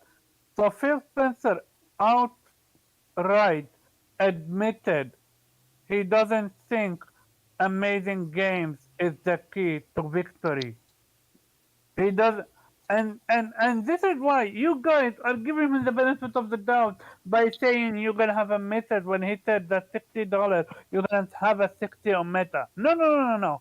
He is actually alright releasing a game that is 60 on meta because he don't think or believe amazing games is the key for success. So what he said was just making great games won't change Xbox console market share. Yeah, And then he elaborated further by saying it wouldn't get players to sell their PlayStations, but which is And he's then not insane. the wrong. whole statement with what you call it, Starfield. Yeah, Um, He's, yeah. I mean, So he's Starfield not being an wrong. 11 out of 10, it's and he's not it's wrong. yeah, He's it's not wrong he is not that we wouldn't sell wrong. our PlayStations, but that was a ridiculous way to think about it because obviously if it was compelling enough and they had enough compelling games that people wanted to play as gamers, we have no problem owning multiple systems. Most Exactly. of us do own multiple systems, and if each of those things offered tons of games you wanted to play, every single one of us would find a way to own every single one of them. Yeah, Shut my up! question is why do you have to sell your PlayStation You just to have don't an Xbox? exactly, Exactly. exactly, Yeah. Shout exactly. out to Kofi, if he's still here. He has been wanting to go back and to get back into the Xbox ecosystem as long as they give him amazing games. I mean, And me then too. he gets Shit. an interview like this from Phil Spencer. I I tried to have Kofi on here, but he couldn't make it. I know for a fact on Vitamin G podcast he's gonna say I'm done with Xbox. I have no desire to ever go back to Xbox after what Phil Spencer just said. I, I got Um, a I got a quick advice for Phil Spencer, real quick. If he would just lean in and listen to this advice, real quick. Phil Spencer, you come, lean in, lean in. If you build it, they will come, and in more ways than one. Shit. I mean, we, you're not we've wrong. been through Yeah. we've been through there though. I'm gonna leave my statement for last. I'm gonna start with Kay. What's your thoughts on what Phil Spencer said? I know it's a long monologue, but I'm genuinely Well, curious. all of this just makes me wonder one question.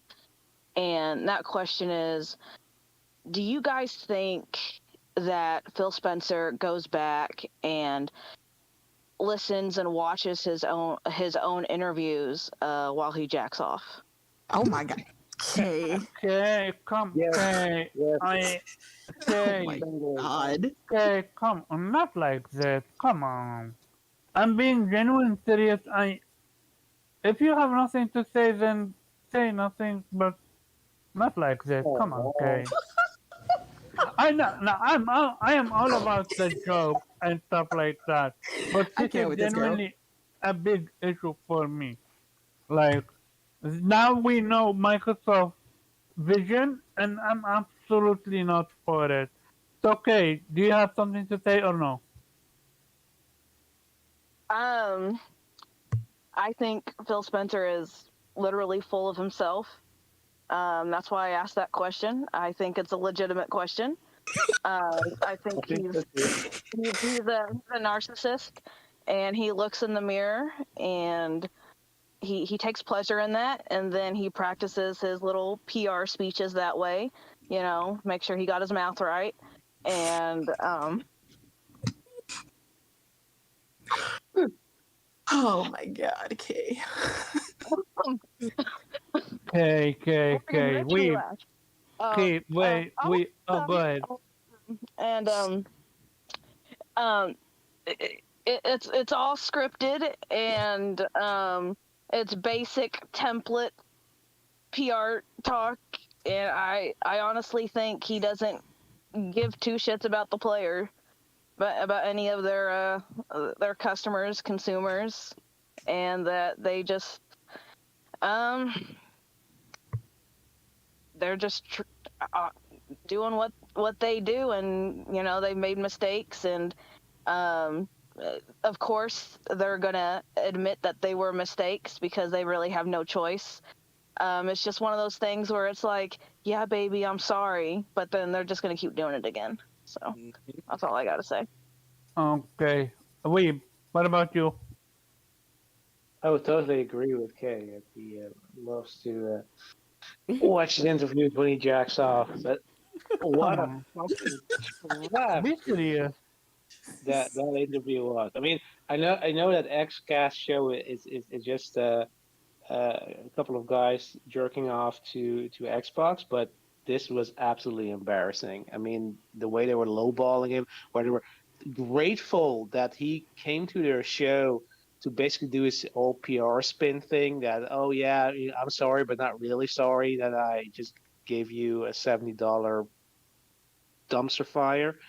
I mean, and we all know the reason why that game was released, and he knows it too, because the shareholders, were nervous that they were Mm-hmm. spending so much money and had released any fucking games this year, so they had to release it. I mean, we actually had, I'm not sure who it was, Jason Schreier or whatever, who said like, yeah, be warned, both of these games, Starfield and Redfall, are coming in hot because they're Mm-hmm. going to release regardless what state they're in. They did this on purpose. He this entire what's he gonna do about it? Like he said, yeah, I'm personally responsible. Okay, what are you gonna do? Are you gonna resign, or are you gonna, give people their money back? No, he's not gonna do that. He's gonna do this he's doing this every single time he releases a shitty game. And I'm with Omar. You never fucking admit that. Oh yeah, look, you know that not every game is gonna be it, but you're never gonna But you don't fucking admit say there. that. Yeah, Yeah. that's That's true. That is true. you're you're always going to strive for excellence. I mean, even like Sean Layden said that, like when he was still in charge, like basically, you want to make a game if you're going to be do something different or going to be the best in what you're going to do, right? You're not going to settle for mediocrity. Mediocrity. I mean, this is absolutely embarrassing. I mean, look, the game is garbage. I mean, I've based on what we've seen. I knew this was gonna be dumpster fire. I knew it was gonna be coming in hot as based on those leaks. But I mean, this absolute non-apology of him, where he was sidestepping everything. Like, He okay, did. so if you're like he's saying, yeah, no, we might delay it if it has a lot of bugs. It has a lot of bugs. So and if you're gonna Mm-hmm. release his game because you don't expect, like he said, like yeah, he didn't expect delaying it would change anything. Well, then fucking cancel the game. I mean, that's also quality control. What Sometimes your you need to thoughts? cancel the game. What your thoughts on him saying we did a mock review and it came in 80?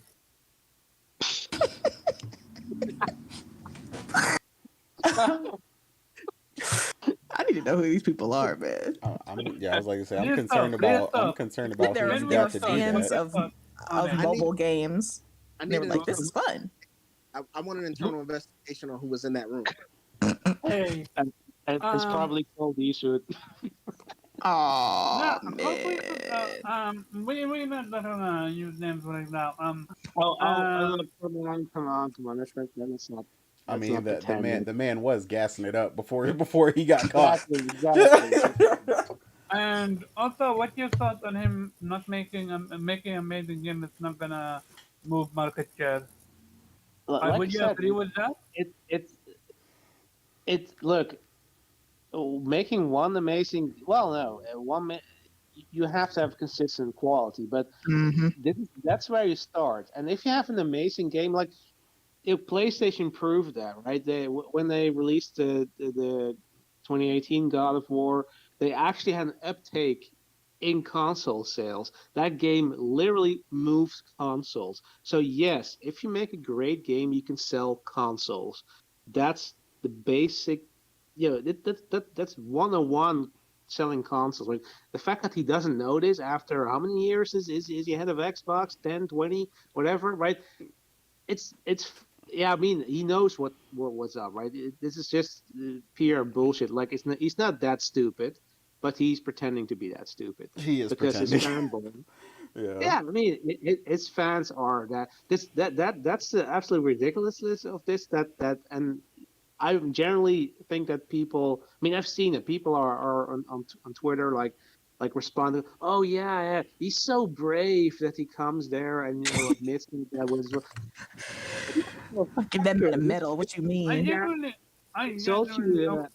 a $70 bag of shit, and he's so brave that he's telling you, yeah, yeah, I knew it was shit, and I released it anyway. They didn't. Yeah, I They did, didn't and even have a I released it decency to anyway. say. What about it? They didn't even have decency to say. Okay, so you listed $70. Why not put it off the shelf? But I feel so bad about Shit. it, people. I mean, Okay, even if they had to release Morgan, it, go ahead. even if they had to release it, why not give it a price cut? Why not look at it and be like, you know what? Maybe this shouldn't be, because Starfield honestly should have been the first game that they charged $70 for. I have a little bit more faith in Starfield than I do. Well, like before Redfall came out, even before Redfall came out, I had a lot more faith in Starfield being a better game than Redfall, and I think that Starfield should have been the game that they started $60 off or $70 off with. This game should have been like 40, 50. Agreed. 40? Yeah. This is 20 max. Listen, I'm trying to be nice. 40 or 50, keep it there, just so you don't hurt Arcane's feelings. But it's just, I don't know. The thing that pissed me off most about the interview was the way he like, and no, I was like, I don't know. I don't really see anybody else getting upset about this point where he blatantly admitted that he knew ahead of time that the Xbox Series X version was going to be locked at 30. Yeah, And no. he and IGN and all of them, everybody else posting 60 FPS gameplay. He said he was well aware that we were doing that. We were marketing it as a 60 FPS game, although the console that we sell you is locked at 30. Like he said, oh, but we got to do better. What do you mean? Yeah, that that's was crazy. an easy ass fix. All you had to do was share 30 FPS for Xbox. This is why I've been on Xbox for a while now about like constantly showing off gameplay on a fucking PC. You're not selling a PC to people. You're selling an Xbox Series S and X. Show off gameplay on the console that you're selling people for $500, $300. Show off the gameplay on that. People want to see what it looks like on the console that you're selling them. Stop this. Oh, it's a PC with similar specs to the Series X. Because at the end of the day, it's not going to look like that on people's console. That's why I'm like, everybody's hyped and excited about how good Hellblade 2 looked. And I'm of course, it's going to be a gorgeous looking game, but it ain't going to look anywhere close to how that gameplay looked, at least not on your Series X. It'll look like that maybe on your PC if you got like 4090 or something, but it's not going to look like that on console. So, And what I'm you just thought? sick. All I know is Phil said we got to do better. That showcase better have captured on Series X at the bottom of every fucking gameplay, because he made it seem like it was an impossible task that, oh, it's gonna take time for us to fix that. Like, all you have to do is just show gameplay on the damn box. It's Agreed. not that hard. But they don't want to do that because they want to show off the best possible gameplay because they want it to make it look 10 times better than actually. Don't do that. Stop doing that, Phil. If you're listening, stop fucking doing that. Show it off on the console. You have till June to get that shit together, get some gameplay on your Series X. It ain't gonna take your people that long to get it together. Get it on the box, have it at the bottom. It's captured on the Series X, mixed with gameplay and cinematics, and people will be happy so they can see what the game's gonna look like that they're paying for on the box that you sold them. That's my main complaint about this interview. What you thought on PlayStation showcasing Final Fantasy 16 gameplay on PC? Final Fantasy 16 gameplay on PC. What? Yeah, exactly. They never did. Oh, I was You like, know oh wait. why? Yeah, I was like, That wait. cream, Confused. I was because like, that huh? cream, What are you talking I that was like, that shit cream, said played on PS5. that What you talking about?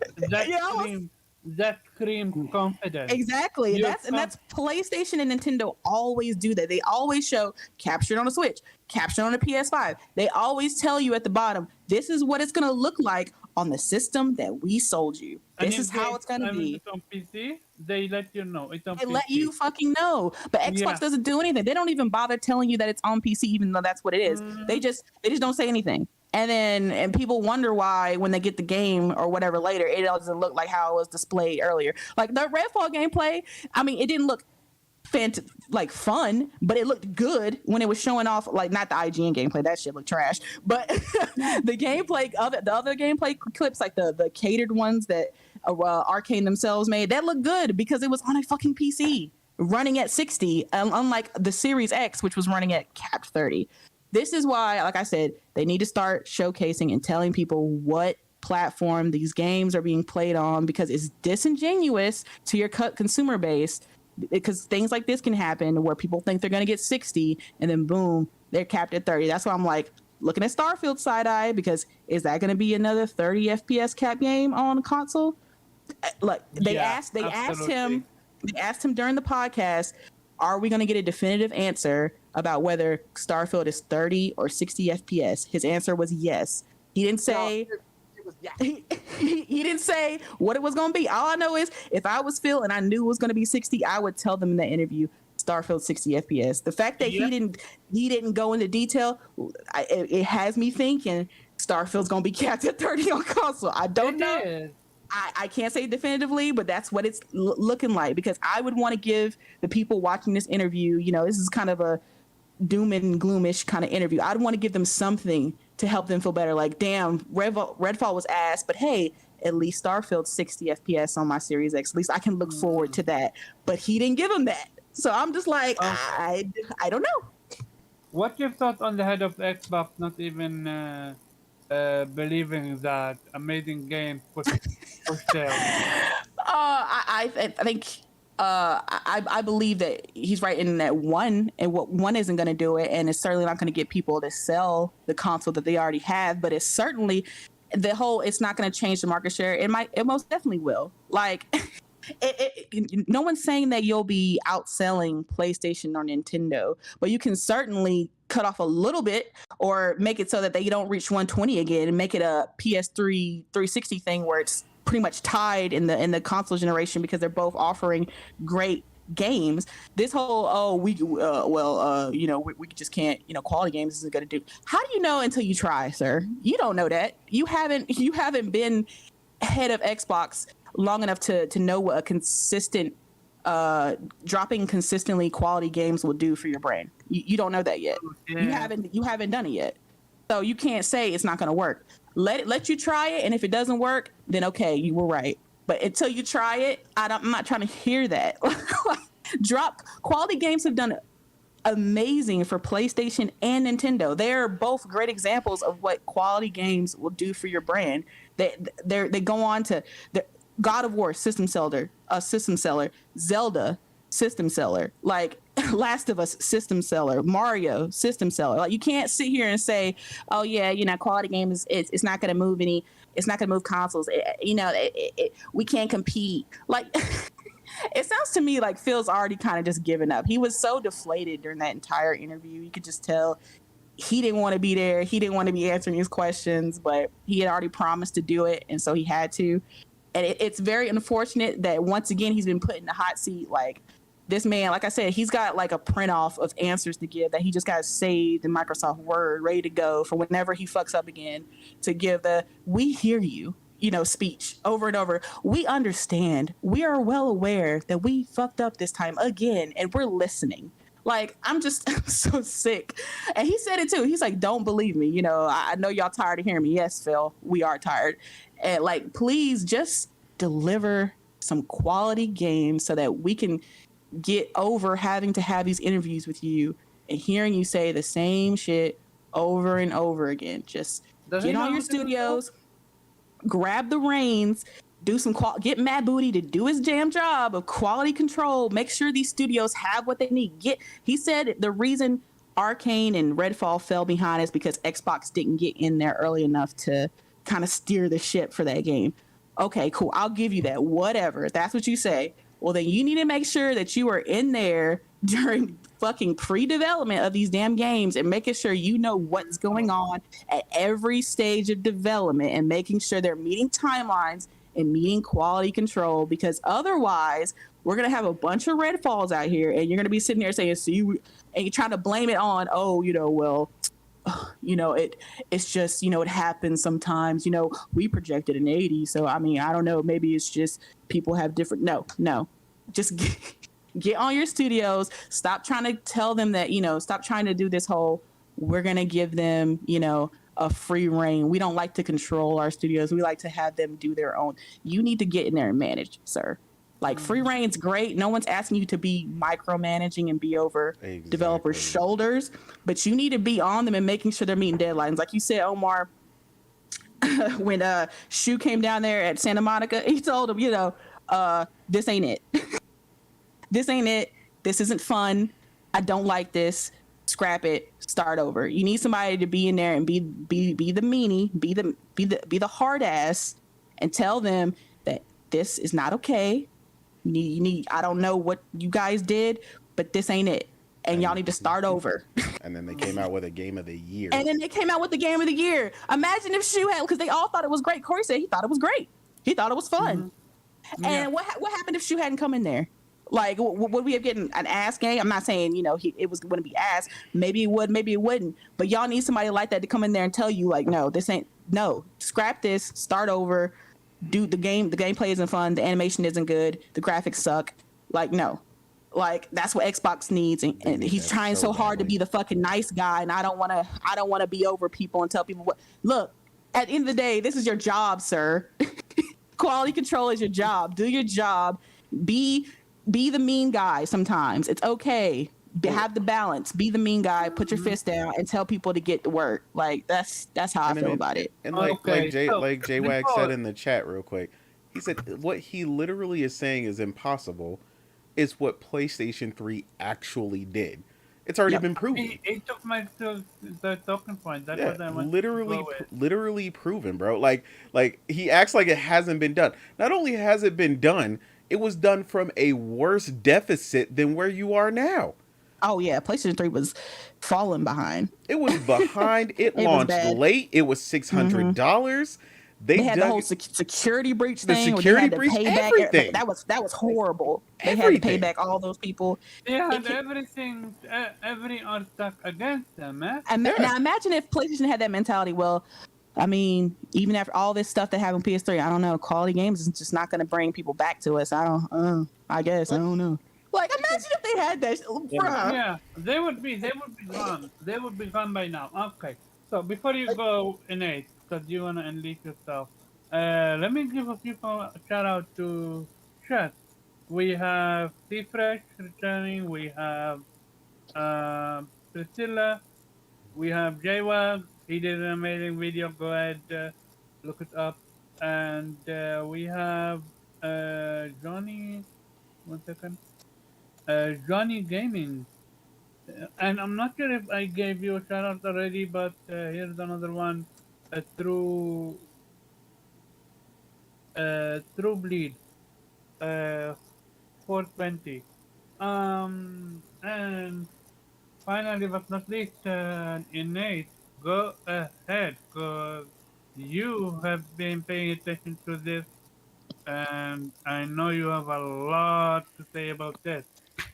Yeah, man. I mean, Priscilla started it off in the chat by saying, clearly for the longest time, and we've all witnessed it and kind of warned them over time. But Xbox has just been using their fan base because no matter what they did over time, they excused whatever the problems were, the poor quality, and they just bought an Xbox anyway. And it was okay. And then it was okay. And then it was wait till E3. I think I heard wait till E3 probably since the beginning, like the beginning of the Xbox One generation. And that E3 never came. Yeah, get it on a shirt. That E3 never came. Now E3 is canceled. Yeah, now E3's canceled. Yeah, Oh man. the Oh, show is put on the over. showcase. Yeah, Put on the the show is showcase. yeah. Now it's the showcase. Oh God, wait, hold on, wait. It's panic mode every time, and it's like all we hear about is all the money they make, and Where is like money going? yeah, where's this money going? Like another acquisition for what? You can't handle what you have. Try it. Try juggling 3 balls and struggling, and then watch me give you 8 more. Watch what happens. Like, it's not gonna be pretty. I'm telling you. Like, this is what they're asking for. It's a mess. Like, and their fan base for the longest time were eating it up. And yes, some of them right now are at least acting, I'll say, like they're waking up, because they were some of the ones that were still head down, stay strong. Xbox gonna get us there one day, y'all. You know what I'm saying? Like, I hate to bring it back to bring it to sports teams because none of us are really into that except for really Viper. But somebody brought it up in the other day. It's like Detroit Lions fans being excited that they won a playoffs game. Like, You did it. yeah, we did it. Yay! We got one win. Yeah, and then they immediately got knocked the fuck out. Like, it's like no, you can't do that. Like, you gotta become that full on winning team. Like, and it's like sometimes you gotta get it from the ground up, and that's the problem. Microsoft never knows how to do that. And this was a warning I gave to people years ago, and I told people this is not what Microsoft does. They don't get it from the ground. And perfect example, this happens to be on screen. State of Decay 3 was on screen right now. That's a perfect example, right? That game cannot come out and not be it needs to be the Jedi Survivor of a sequel to State of Decay 2. No excuses. I'm done. They were brought in house. I expect all this money and all this management and all this talent that's supposed to help this team get up off the ground and house mark some shit, man. Like, I'm tired of studios joining y'all and becoming worse or struggling, and people, going to the hospital being stressed out because, you want them to produce a game in an unrealistic amount of time without helping them acquire the talent to do so. Like, these are all the problems that are a culmination of the issues of Xbox over the years, resting on their ass like they do with everything else that they purchase, and then expecting shit to just change. The literal definition of insanity. It's a mess. Like, I just can't do it with these people. And I'm just like, I've been trying to tell people for years. I don't know where to go with it, right? Like, and I explained to some people, and because people always think it's against Xbox, against this, and it's like, no, man, it's like I'm telling you the truth. You just don't like the way that shit sounds, so it bothers you, but that's the truth. It like I told somebody recently, a friend of mine wants an Xbox, right? But I know it's okay for him because he's a 2K Call of Duty player. He's not looking for anything new. He's not looking to experience the rest of what's on offer. That's all he's gonna play, and that's all it is for him. So that's fine. And I kept it real with him. But it's not about that at the core for your core gamers, right? And the problem isn't particularly pleasing the people who already bought the box. Half these motherfuckers got Game Pass till 2025. No one cares. They got your money. You're locked in no matter what you do. That's crazy. It's Yeah. crazy, right? It's crazy. And they know that, though. They say, yeah, go ahead and get that deal. Go ahead and spend that money. Lock yourself in. Because whatever we do from here on out till 2025, we got your ass. Yeah, that's how they looking at you. You a permanent check. You a permanent check till 2025. I appreciate you. But, Is it yeah, go ahead. is it fair that to say that the Xbox fan base that are actually now speaking out it because they have the comment that making amazing games doesn't bring market share? Do you Well, think yeah, I they mean, are now they're I know a now lot of them were ticked off by that. Yeah. yeah, that's scary, right? This company you had all this faith in, because all you heard was, PR doublespeak for 10 years, about how they're going to do better. Wait for E3. We're going to do better than ever. It's going to be the best year for Xbox. I'm excited for the games we didn't show. Yeah, I'm excited for the games we didn't show. Like, all these taglines that they just loved all over the years coming back to haunt their ass. And it's like it's insane, and it's like constantly PlayStation fans warn them, and they're just like, nah, We did. you're just a PlayStation fan, you're just Xbox hater, this, that, and the third. And it's like, what are you talking about? I got a 4090. I got the best Xbox on the planet, according to y'all. Why would I Oh be man, hating? Why would I want them not to give me good games listen, that all I I get to said, man, play? I have I a said if question. Hellblade, Fable, Perfect Dark, State of Decay 3, if those games hit, I'm getting the There Xbox. you Like go. I'm just waiting. There I'm you just go. waiting. That's all. I'm You not. heard it. I don't hate Xbox. I'm just waiting on those games, and they got to hit for me. That's all I'm saying. You You give me that, you got a Series X owner right you here. I heard the got you. woman. You heard the I have a woman. Give question. her the games. Go ahead. What's up? I have a question for you, Nate. How does Phil Spencer says making amazing games doesn't bring in his market share when he literally said console console sales don't matter? But How you gonna want people to go in and buy your console when you're literally day and date on PC? I mean that's kind of another thing that and this is something I laughed at, right? When which we mentioned this, right? When we talked about the ABK deal, right? Where they talk about being in third place, and I was like, they're talking about being in a place that they put themselves on purpose. Yep. Like we're gonna release day and date on PC and to the cloud and all these different places you could play our games where you don't we're going to give you all these reasons you don't need an Xbox. And yet at the same time, right? We know if you want, the best native experience, right? Where you don't have to depend on your internet, so on and so forth, you're going to want the Series X, right? If you're going the console route. But them kind of sounding like they gave up on that idea isn't doing them any favors. On top of the whole, making good games doesn't, essentially guarantee us this, and that's crazy. It absolutely does. The reality is, there's no guarantee you can make those great games, and that's his real problem, which is where that whole Mhm. 60-80 thing, and realistically, I think I agree with Morgan when he said that. He means, yeah, you're gonna hit or miss. I get that, right? But all this like I said, all this money, all these acquisitions, all this talent that you never had. Like, we keep acting like Microsoft, and this is the funniest thing to me, we keep acting like without the Activision deal, Microsoft has acquired absolutely jack shit. That's ridiculous. Microsoft is over 23 plus studios now. Some of these studios have been in the industry like the year some of us were born. Some of these people have been making games, right? One of the highest rated games. Now again, they weren't responsible for this, but Psychonauts 2 came out and did okay, right? I don't really care for that game. But again, that was a quality title. But again, the problem with that in the current state of things is that was prior to and it released on your competitor's platform.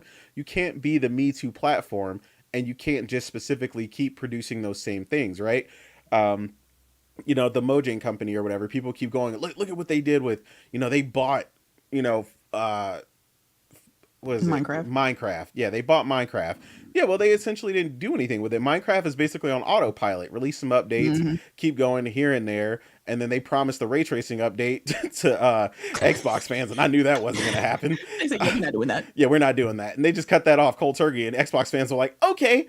Like but that's the problem. They're always like, okay, and that's Yeah. been the problem the entire time, is a combination of a fan base that accepted whatever and a management system that gave you whatever. Like, nobody, where was the control? Nobody was demanding better on either Mhm. side.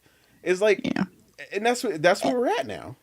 I think that's what they did with Bethesda too. I was like, I think they bought them on the basis that they were going to also be running on autopilot. And they didn't Autopilot. really have to do anything, Exactly. and But that's what happened with the They're Redfall. known, And they're that's what known to happened be with Redfall. Bethesda. They're known to be Bethesda. Well, yeah, Yeah, but even with their bugs, yeah, they're still, people a still quality love their studio, games, yeah. And I think they bought them on the basis of, oh, you guys know what you're doing, so we'll buy you. You'll be under us, but you do your own thing. You got this, basically. Yep. And then then And then Redfall happened, Redfall snuck and right up feels on like, them. whoops.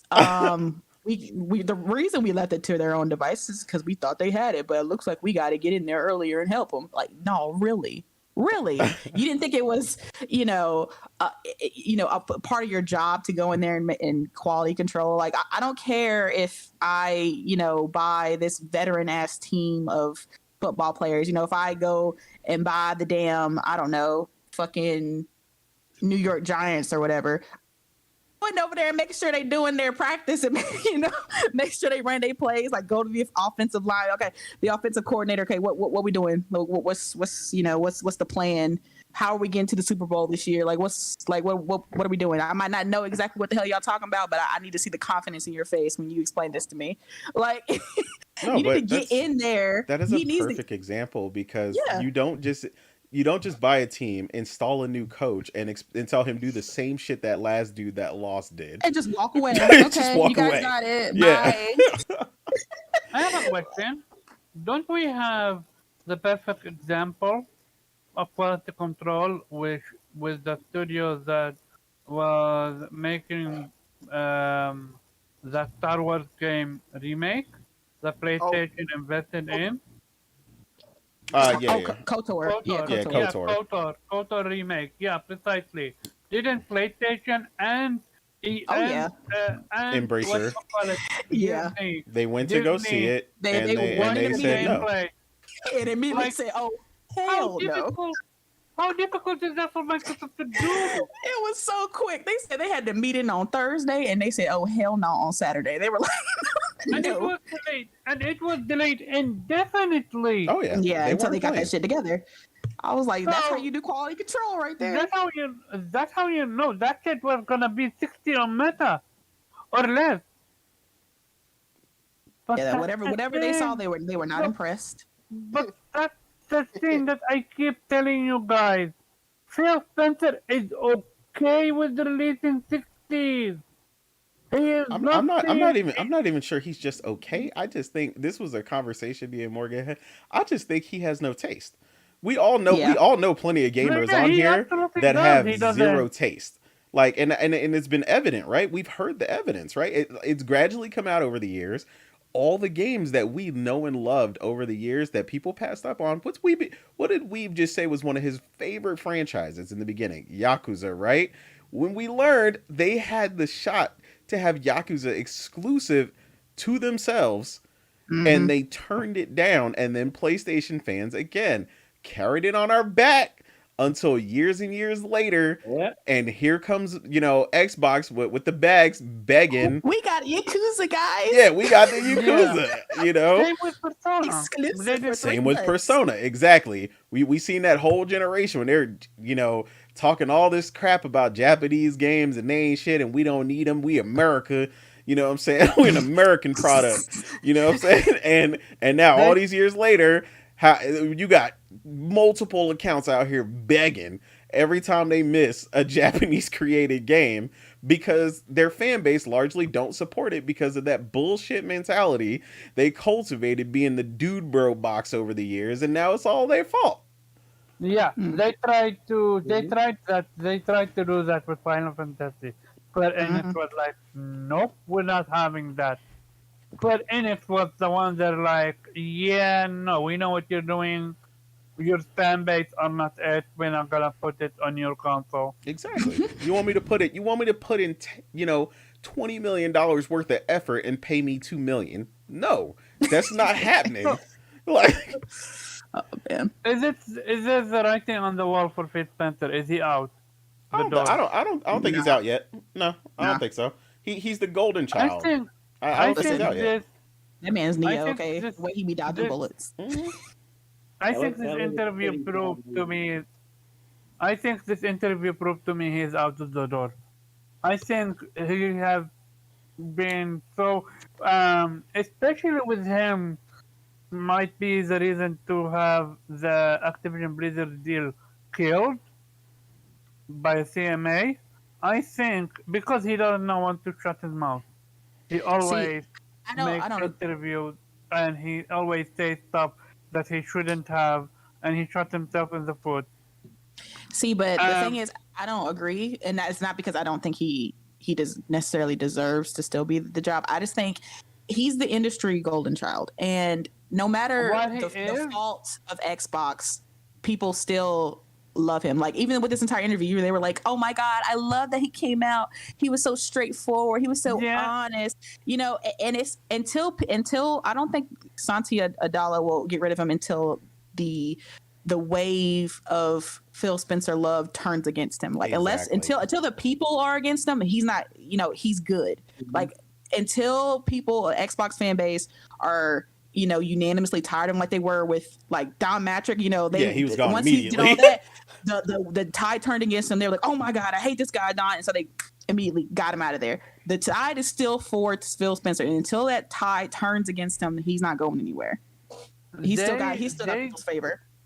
they gave him such a low ball question.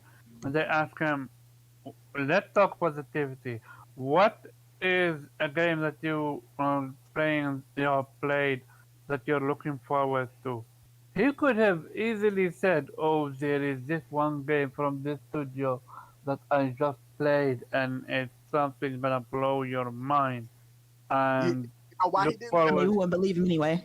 You know why he didn't look say forward, look forward to that. But you know what he said? He said instead, "Oh, Game Pass," and he said something else where Just I'm like an like, Xbox fan, which game are you looking forward to? Game Pass. Game Pass. What? Oh, yeah, he said something else that, wasn't he listing those indies that recently came out in Game Pass that also were like 69, Yes, 60? yes, yes, Yep. yes. yeah. So clearly he is absolutely not it for the job. Not only that, he doesn't. He is too much a friend with the rest of the crew that he doesn't have it in him to Well, fire people. that depends on what his job is. I mean, if Exactly. we Yeah. assume his He's job is ahead. to, He's ahead. well, Like no, yeah, Yeah, but everyone. he's Uh, saying what Hold exactly on. is that though is what we was saying. he is. Like you keep saying will he get fired, but it's like some of the decisions that resulted in some of the things that we see on our side, we only really see him. There's 700, people. yeah, there's Yeah. 1,000 people between him and that game, like that aren't necessarily developers. Yeah. Like so it's not necessarily specifically him, because as the saying goes, shit rolls downhill. So you got a bunch of But people you can roll before yourself. yeah. Hmm. But I'm talking about, like, for example, Matt Booty. Where is his head on a spike? He Well, should have been gone long time ago. he can't be in Sarah Bond charge is of. still doing her thing with Game Pass, but there's Matt Booty and there's another one. Yeah. Uh, Well, he's not liable for Redfall because he doesn't. Oversee. He doesn't oversee Bethesda. Yeah. That's no, he isn't. Phil Spencer is. That's yeah. why I'm talking about that. At the end of the day, he is the one that said release that game like this. This Yeah. was not a decision that Bethesda Based did. on his inner team that said it was going to be in the 80s. So Yeah. So what? So then, yeah, I'm genuinely baffled that how he thought that this game gonna be in 80. How? yeah, I don't know In who what they have reality? who play Like test these games. I one don't of even know. one of the most important mechanic in the game, which is the blood something, blood enemy, blood boss. I forgot what it's called. Other thing that sucks Uh, the blood up no, out of us. there is at some point lighting start to happen, and then a big boss emerges. Oh, we didn't get And that far. okay, shout out to Skill Up. Do you know how you beat that boss? You find a high ground. You jump on a card. Oh man. You Oh, jump on a table, yeah. and he can't reach you. And you just shoot at him.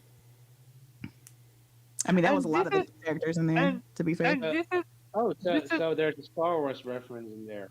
Oh and this man. is no, but the difference is this is supposed to be one of the most difficult boss to beat, while Star Wars is a gag in that moment. Mhm. Um, this is and his and other boss fights, like Skill Up shows how easy. He one-shotted, two-shotted the bosses in Redfall. Multiple ones, not just one, not just two. It showed like 4 or 5, getting one shot, two shot, three shot, and the bosses couldn't do anything. It's like, how is this game fun? How? But then, how are you as ahead? You find it acceptable to release something like that because that is a mentality. It's okay, even if it was in the 60s. I'm gonna release it. They are gonna eat good games. They're gonna eat bad games. They don't complain. At what point does a company, does a person look at Microsoft and start thinking, how many generations are you behind PlayStation? I used to think one, but when I look at The Last of Us 1, when I look at Uncharted 2, when I look at God of War 1 and 2, what have Microsoft ever produced that rival any of these games? Sir, what you mean, Quantum Break? I It's a never played masterpiece. Counter Break. I played Control, and even Control, It's a masterpiece. wouldn't even put it in the same category, Rise, Son of Rome. God. despite the fact that the Labyrinth is one of the most amazing gaming You mean moments I the have ever game that invented experienced. everything? What'd you say, we? Sorry, You mean the game that invented everything? Oh. Right? Exactly. Rise. the only game Hmm. that I would give them, it's not even owned by them. I know you about to talk about. You about to talk about Ori because you love Ori. Yeah, how did you know? Because you always Yeah. talk about Ori. No, but real talk though, when you go from Ori 1 to 2, you see the actual improvement. You see the melee combat is better. You see actual combat is implemented. You see actual boss fights that are fun and creative.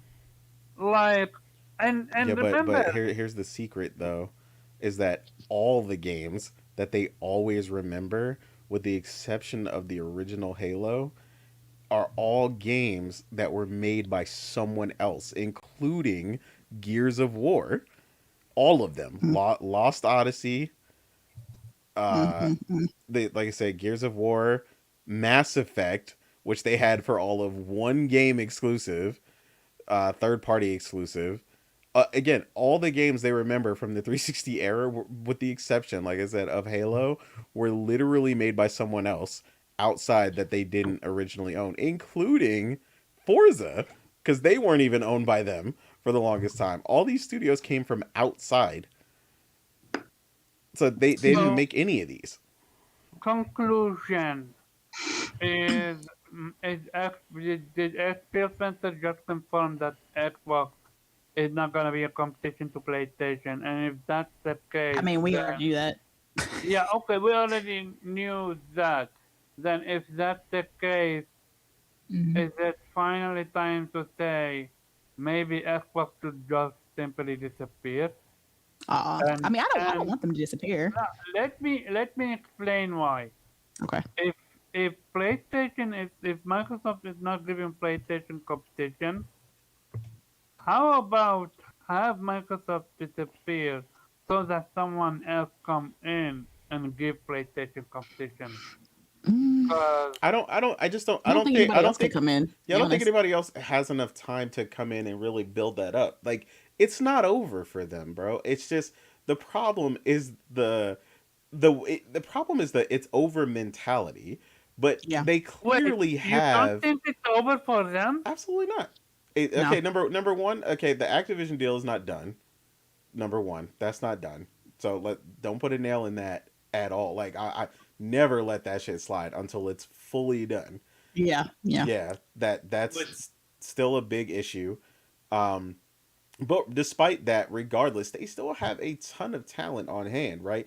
I'm not gonna tell you when it's gonna hit, because obviously that's been that's been subjective, I and think there's been a that's lot of done, by the failings. way. You know why it's I done? mean, it's just. Because I mean, I'm saying it's literally not done yet. Is what I mean. no, Like, no, no. The reason why I say it's done is because they announced a showcase. I think it's over for them. If I mean, they were it good. was They always not, do a showcase that time of the year. What are you talking about? but with this one, okay, so maybe it is Yeah, not Let's done just yet. not count our. yeah, Let's not count the chickens before they hatch. yeah. Let's Let's look. not pull the That's what let's not Xbox pull the did. They thought they Xbox had it in the fans. bag. They thought they Yeah, had it in the bag. And they they were said, "Whoops." celebrating, and then yeah. So don't like. I know what you mean, and it looks like it, but it's when it gets the appeal gets canceled and the EU blocks it on top of the FTC suing them, you could roll it out. Um, but that's what I'm saying. Even regardless, despite that, they still have internally the workings or the teams that are capable of bringing something great, right? Now, again, not particularly for me, from all of them, because I personally, like I said, I've never liked Double Fine. I didn't care about that. I didn't care about We Happy Few. Like, they made a bunch of useless purchases, if you ask me, but they also They made some good made ones. what we call it, metal, the one Yeah, with you're the talking about guitar. the Rockstar. Yeah, and a lot of Yeah, people like that. That's what I'm saying. They're capable of creating games that people love. That's why I said it's not over. They've got what it takes in Yeah, it's like the hand. potential is I there. think it's Yeah, called They just have to Brutal utilize Legend. it. Brutal Legends. Yeah, exactly. Yeah, So you had that. You know what I'm saying? You're talking about you haven't seen what Machine Games is pulling out next. We haven't seen what id Software is pulling out next from as far as the Bethesda side of things. Then potentially whatever the coalition is working on. Indiana Jones, I don't know what they're gonna. Tango. Yeah, Tango. I don't know about Fable because obviously that sounds like it's in trouble. Um, Rumors Tango is working on an JRPG. Again, so see that would be crazy. Like if they could do it and And they could do it well. another rumor is PlayStation, Microsoft is bringing an IP that have been dead for 10 years. I did hear about People that. are maybe I did hear about that. people are speculating maybe it's actually Banjo finally Kazooie. Yeah, please, no please, not that. Lost Odyssey, maybe Lost Odyssey 2. I mean, all this is what I'm saying. All this is a possibility, right? Like, but you gotta show me something that's actually promising for once, and not all these maybes, right? Like, we already seen how rough Redfall was looking in the previews before we even it came out, right? We know a good game when we see it. A lot of us have gamed long enough where we're like, oh, that I gotta play it, right? Like, Yeah, fucking thank you. Like yeah. Last of Us, gotta play. Forbidden West, gotta play. Uncharted, gotta play. Horizon Zero Dawn Reveal, gotta Well, play. yeah, the Even Death reveal. That's it. Wait, hold on. Stranding, That's a good one. Listen to the even Death gasp Stranding. of the The news that audience yeah, in go ahead. in in Horizon Zero Dawn's reveal when they Man, I missed that. realized it was gameplay, and the crowd was like, Yeah, when they showed the guy the code, they were like, "Wait, what? "Yeah, What?" yeah!" Like the That was crowd lost it. amazing. What? Right? That's how you need to shock them. One Like guy said, "Take all my money." Yeah, take all my Mm-hmm. money. He yelled it in the I'm crowd. like, yeah, I knew right and there that's not gonna go nicely on meta. Like you don't show something like that and you fuck it up. You don't. Like this shows me confidence. And here is the key point. Gorilla Games uh did so many times to try to make this work. They built the entire game around one single machine, which is the Thunderjaw. If they couldn't pull off the Thunderjaw, they wouldn't have built Horizon. Yeah. But they built Thunderjaw and they showed it to Shuei. Shuei said, go ahead.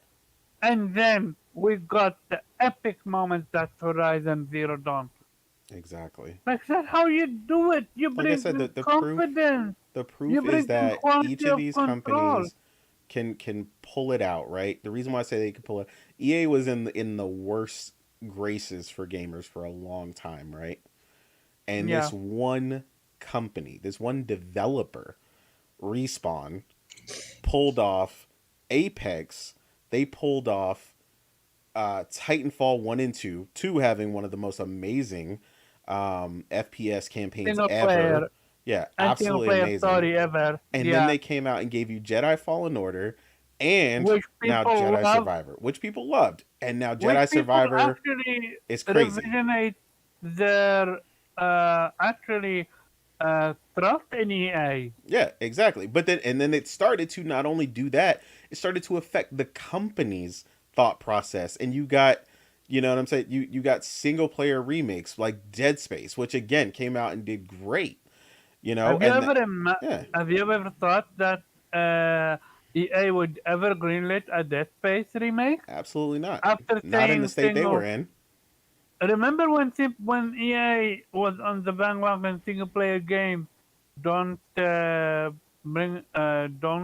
do some don't bring up enough money or something Yeah, of they were such like ilk? basically they're dead is essentially what they said. And then now they've completely 180'd that and turned completely around, and they realize, you know, if you focus on bringing good games to people, they will buy them in droves, in fact, And apparently, Dead Space 2 is apparently it's gonna be remake, because and I would they not know be people want it. surprised if Dead Space 4 is gonna be announced. I mean, it's a possibility, man. The thing is that they're realizing this, and then they greenlit even more single player games, and none of And that they stops them changed. from making Madden and FIFA every year. Now your They business is changed. more balanced, and they changed, Yeah. right? They brought it back up from us literally hating them to going, damn, y'all guys are kind of all right all of a sudden. And then on top of that, who did we get back? We got back Capcom Konami and Cap. from Yeah, literally Capcom. the death. Like they weren't making games at all, and then they came back, and they're coming back with Silent Hill remake. This is what I'm saying. This whole we And can't they're do it also coming mentality. with No. Shippuden, which you love. Oh, One you're talking remake, about Suikoden, remaster, but yeah, Shippuden remaster one, and also the Silent Hill, and also here's the key point: they opened a new mocap studio. They yep, are all in all on in. gaming now. But that's what I'm saying. Like this whole I can't do it, we can't do it thing. He's got to stop that. They got the tools. They purchased them already. They got them in house. Mm-hmm. Sit your ass down. Get your house in order. Work on getting these games out. Use some of that money for these teams. Bolster them up. Give them what they need. And I promise you, people will come to your platform. Absolutely. But when you have a I'm such, waiting, yo. Mm-hmm. but when you have a leader that have given up, what do you do? Clearly, he's done. Like, let's keep it real. Let's keep it 100. He is done. He is not with the winning mentality right now. You know, we all have our bad days, you know? Maybe he'll get over it, pick himself up. It was a This is the consistent same dude that back said, to "I back to want." back L. So it It takes a was. toll on somebody when they This, consistently have a It bunch was. of And, this L's. and, is and maybe this is Starfield will the be the same win dude. that they need, right? You know, Maybe. it'll be the breeze the That's Xbox maybe just needs. it'll be their Jedi Star Wars, Mm-hmm. Fallen Order. You Which That's all know, it game? takes. Which game? Starfield. Starfield? Yeah. I don't believe Starfield's gonna do well. I'm sorry. oh Hey, bro. damn, I have zero faith in Starfield. I'll let you oh take man. that, but as a fan of that team over the years, I think they got what it takes, bro. We'll That see He though. doesn't said We'll matter. see I'm, though. I'm he sorry. believed. Look, Tony. Look, and Nate believes in God Howard. All right, like, look, that's his guy, right? Yeah, we ain't he talking about has the all Fallout 76 he team. has all faith in God Howard. All I'm right. talking He about believes Fallout. in 16 times the details, and it just Not, works. no, Hey, no, no. look. 16 times the planets now. Hey, look. I know. Oh, Hey, look, I nice. got all the jokes with y'all. Bethesda, the whole nine, but you know what I'm saying? I played the shit out of Skyrim. I'm like, I know he said that as a joke, but I really did.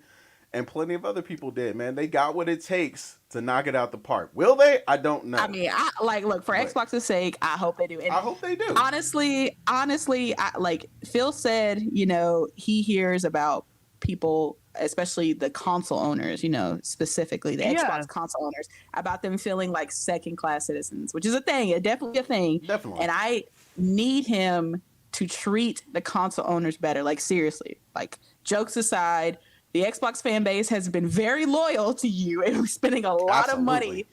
and they deserve to like have that game. Have that game that lifts them up and be like, this is why I purchased an Xbox. All right. Okay. Use them freaking tools.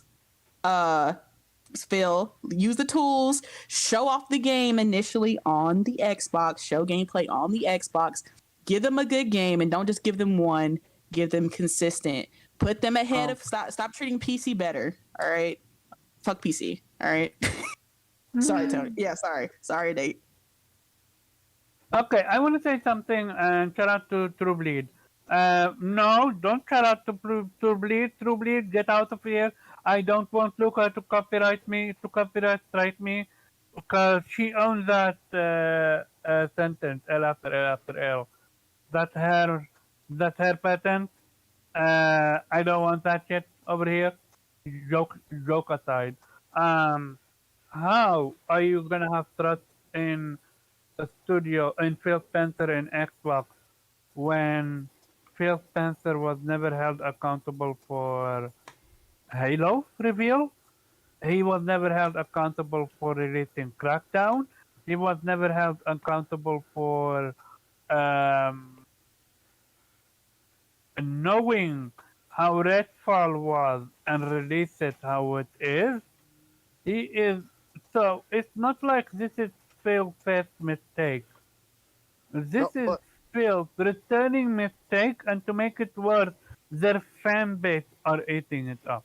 Like their fan base are focusing on how he suffered through the hard question and how he is listening. Well, While in to fact, be fair, their fan base is a large part of the problem, right? They're the reason they're in this predicament in the first place. if And you didn't I'll be know, specific and name names. Motherfuckers like XCloud Tim Dog are the motherfucking reason that all dude, these Team zealots are Dog, in this issue as we speak, and it is their fault. They are part of the dude, problem. Demanding better is not a fucking joke. It is not some console war bullshit. We trying to help y'all motherfuckers get some good games, but we damn near gotta force them down your throat because you keep eating all this trash, and we trying to show y'all motherfuckers what filet mignon look like, okay? well, Phil Spencer's new name is Walter Lonza. what does that mean? You play Burning Shores? Yeah. That's the name of the guy that was worshipped. Never mind. Joke kind of got destroyed. Oh, okay. Yeah. Aw, To me, at the end of the day, is this, it and was the Zenith gone, plan. we have gone too long about this one. Sorry about that, I tonight. don't I think know you. Omar's actually played Burning Shores now. Oh man. Oh, fake gamer Lady, confirmed. lady, I'm the one that told you Um, about No, no, Gildan. about confirmed. Oh man. hold Oh on. man.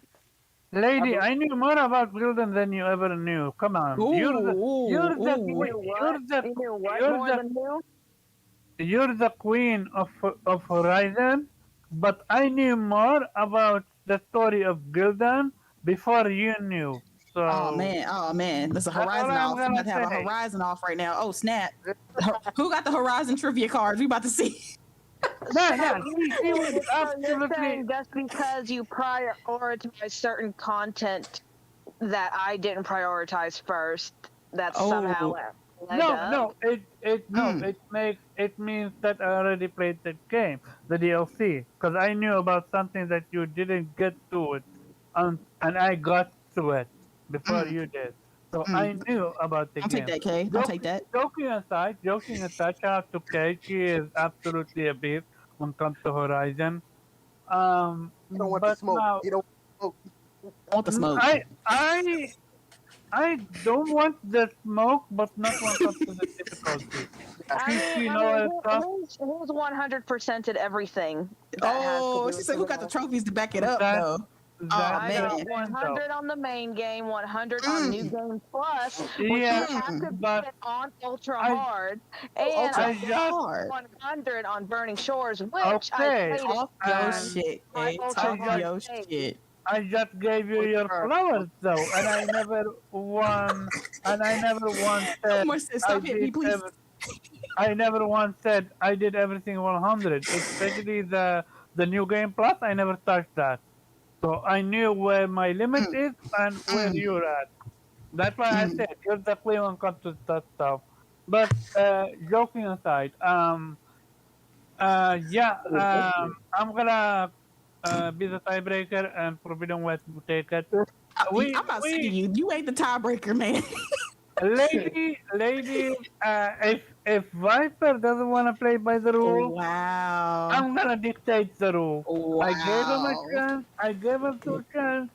I'm all about democracy, but I'm also all about Oh honesty man. and fairness. Look, When it's a every democracy until single it's a one of dictatorship. us, when every single one of us made a choice and Viper couldn't, that's on him Dang. then. I Wow. waited a year. What a year for him to play that game. So he give us his opinion. And this is what he come with? Nah. So Viper, That's either the type of you give us cliffhangers I Your like. opinion. You're a tyrant. Yeah, he is. We Tyrant. gotta overthrow his ass. no, I am a tyrant. Hey, I want just to be a tiebreaker. A Viper, one last chance. Forbidden West or God of War? Stand your ground, Viper. Don't let him make you decide. Persona 5. Bruh, there you go. Okay, Forbidden West it is. Thank you very much. It And ain't. let's Omar get to doesn't our dictate anything. It's a let's tie, ladies and gentlemen. Game Slayer is let's tied for Game of get the Year 2022. It's God of War and Horizon. lady, Okay, that's how lady, great both of lady, those games are. They're fantastic. We can't choose over here. That's the we just. It's just the choice is just too lady, hard. All right, sir, golden gentlemen. lady, go learn and study from Kay how to be an author lover. Oh man. Because you lack that, you clearly lack Oh that man. for choosing Our Dark Nation for Ragnarok life. All over right, Forbidden West. Our Hey, Nation we for have life. a tiebreaker over here. Priscilla said Man, Horizon is Priscilla don't better. count. Hush, hush, Priscilla. She doesn't count. She don't count. Okay, so I mean, we she is in the group chat. Yeah, she Hush. is. oh, and she have access to Discord. She can come in anytime, Hush. including the closed. No, it's a tie. God dang, New Priscilla. Uh, development. New but development. hey, I'm hey, going with God of War so we can go back to be tied. Yeah, there you go. Let's go. I No. I oh, love it. I love I it. hate Yes. the Good Viper. job. But Good here's job, the difference, though. No, here is the difference, though. You're not gonna troll me with this one. Your what call it? Your vote is voided because Now it's voided. He been asking all yeah, it show, but is now it's voided all voided of a sudden. because I gave him a chance and he didn't Oh, choose. And now that wow. I made a Yo, choice, now he's gonna go back and first tie of it all, this, like this that. dictatorship getting out of control. Like, you got so many rules. It Like, what's is. going on? Real talk though, this was an amazing show. I'm genuinely sad where Xbox is heading. Um, I had to accept Look, reality. Xbox is never gonna, release a game that rival PlayStation. man, don't believe Uh, that. It's okay, Team Green. We gonna get there. Don't worry. Starfield coming. Let's we're go. gonna, yeah, you're gonna go there in 2020 or something like that. Let's Dang. get to the outros. Innate, my bad. This one went too long. Go ahead. No, you're good. Where No, people I was find just you. telling you. Yeah. So on Twitter at the real innate. Again, always keeping it gaming. Again, the podcast was great. You I don't know, believe you play games. That's too I foreign mean, for people. it has been, subject to, some suspects and, ops in our local gaming streets. But, they know they can come see me about that life. Because I know some people definitely out here don't play games, but I'm not one of them. Um, Mm. but yeah, man, otherwise, always keeping it gaming and peace. Where is your Yakuza? Right here at home in my gaming cabinet. The entire collection. Okay, so where people can find that? None of your business. No, you can find me on Twitter as the Weep Sheriff at Infamous Rhizome and Other Nation. Honor Gotcha. Nation. Okay, where people can find you? You can find me on Twitter at Kaylee1103. If you search up K Doggo, you probably find me like at the top of the list. Um, Otter Nation, and you Outer know what? Nation. Todd Right? Howard, he's gonna bring Xbox back with Starfield, Absolutely. and Mm. it's even if it is at 30 FPS, it's still gonna be amazing. Um, Yeah, yeah, and and Even if it's Phil, lacking ray tracing. Listen, the game don't have to have ray tracing to be good. All right. hmm and Phil has so much faith in Todd that he does the reach around. Yo. Mm. Shout out to Kay. Otter Nation. I I love your what you call it, what your daughter made for you to do there once you go home. Like Oh, the that. to-do list. Yeah, I actually thought that list was something you created and not her. No, she That did. She create. that's It was how texted to me. that's how well done it is. To the point where I actually thought that you did it. But yeah, I'm looking forward to that. Shout out to you. And Mr. Troll over here, you used to be the tiebreaker, now you're just a troll viper. Go ahead, where people can find you. Reap Viper at on Twitter and Viper Reaps Corner on YouTube, and I'm slithering back in my corner as usual. As Lot of Ooh. for me, as for me, people can find me on Caravan Corsiab on Twitter and Vitamin G podcast every Monday, 8 p.m. Eastern time. Kofi was here, shout out to him. We're going in this Monday. It's the way you just You skip me, though. sorry? The way you just skip me, Omar. God. Oh shit. I You know Wow. made what? sure It's been a while since he's actually forgotten somebody. You it know, does, but he was also doing so well. I was doing so well. I'm gonna get to you. But yeah, Damn. Morgan, where people can find you? Nowhere apparently. Clearly not But loving others. anyway, Otter Nation. But people can No, find you me. don't get to say that, Oh, lady. You this lost your dictator privilege. just taking my rights But away. yeah, go But ahead, go ahead. you guys can find me on Twitter at Chill Bandit. Great discussion this week. Hopefully next week will be some positive news towards Xbox. I like, all jokes aside, I really do want them to do better, and hopefully Phil means it this time when he says he's gonna get his crap together. And when we say do But better, we don't mean buying more studios. yeah, just We've been ones you got. publishing amazing games. But Okay, yeah, with see you that guys being next said, Saturday though. we will see. With that being said, I said it off air and I said it to you guys. I truly believe starting the group game player is one of the best decisions I've ever uh, chose to do. And for that, I have only not only I have 4 people to thank for that. Shout out to Six Humor TV. He is one of the people that told me to tell on my own feed. Shout out to Jay Bari and Persona, and also special shout out to Lightfall Princess. All of them told me to do so, and this is the result. And real talk, this is the best thing I have ever done, besides getting engaged and hopefully getting married this year. But that's beside the point. Yeah, Anesh, you can end it.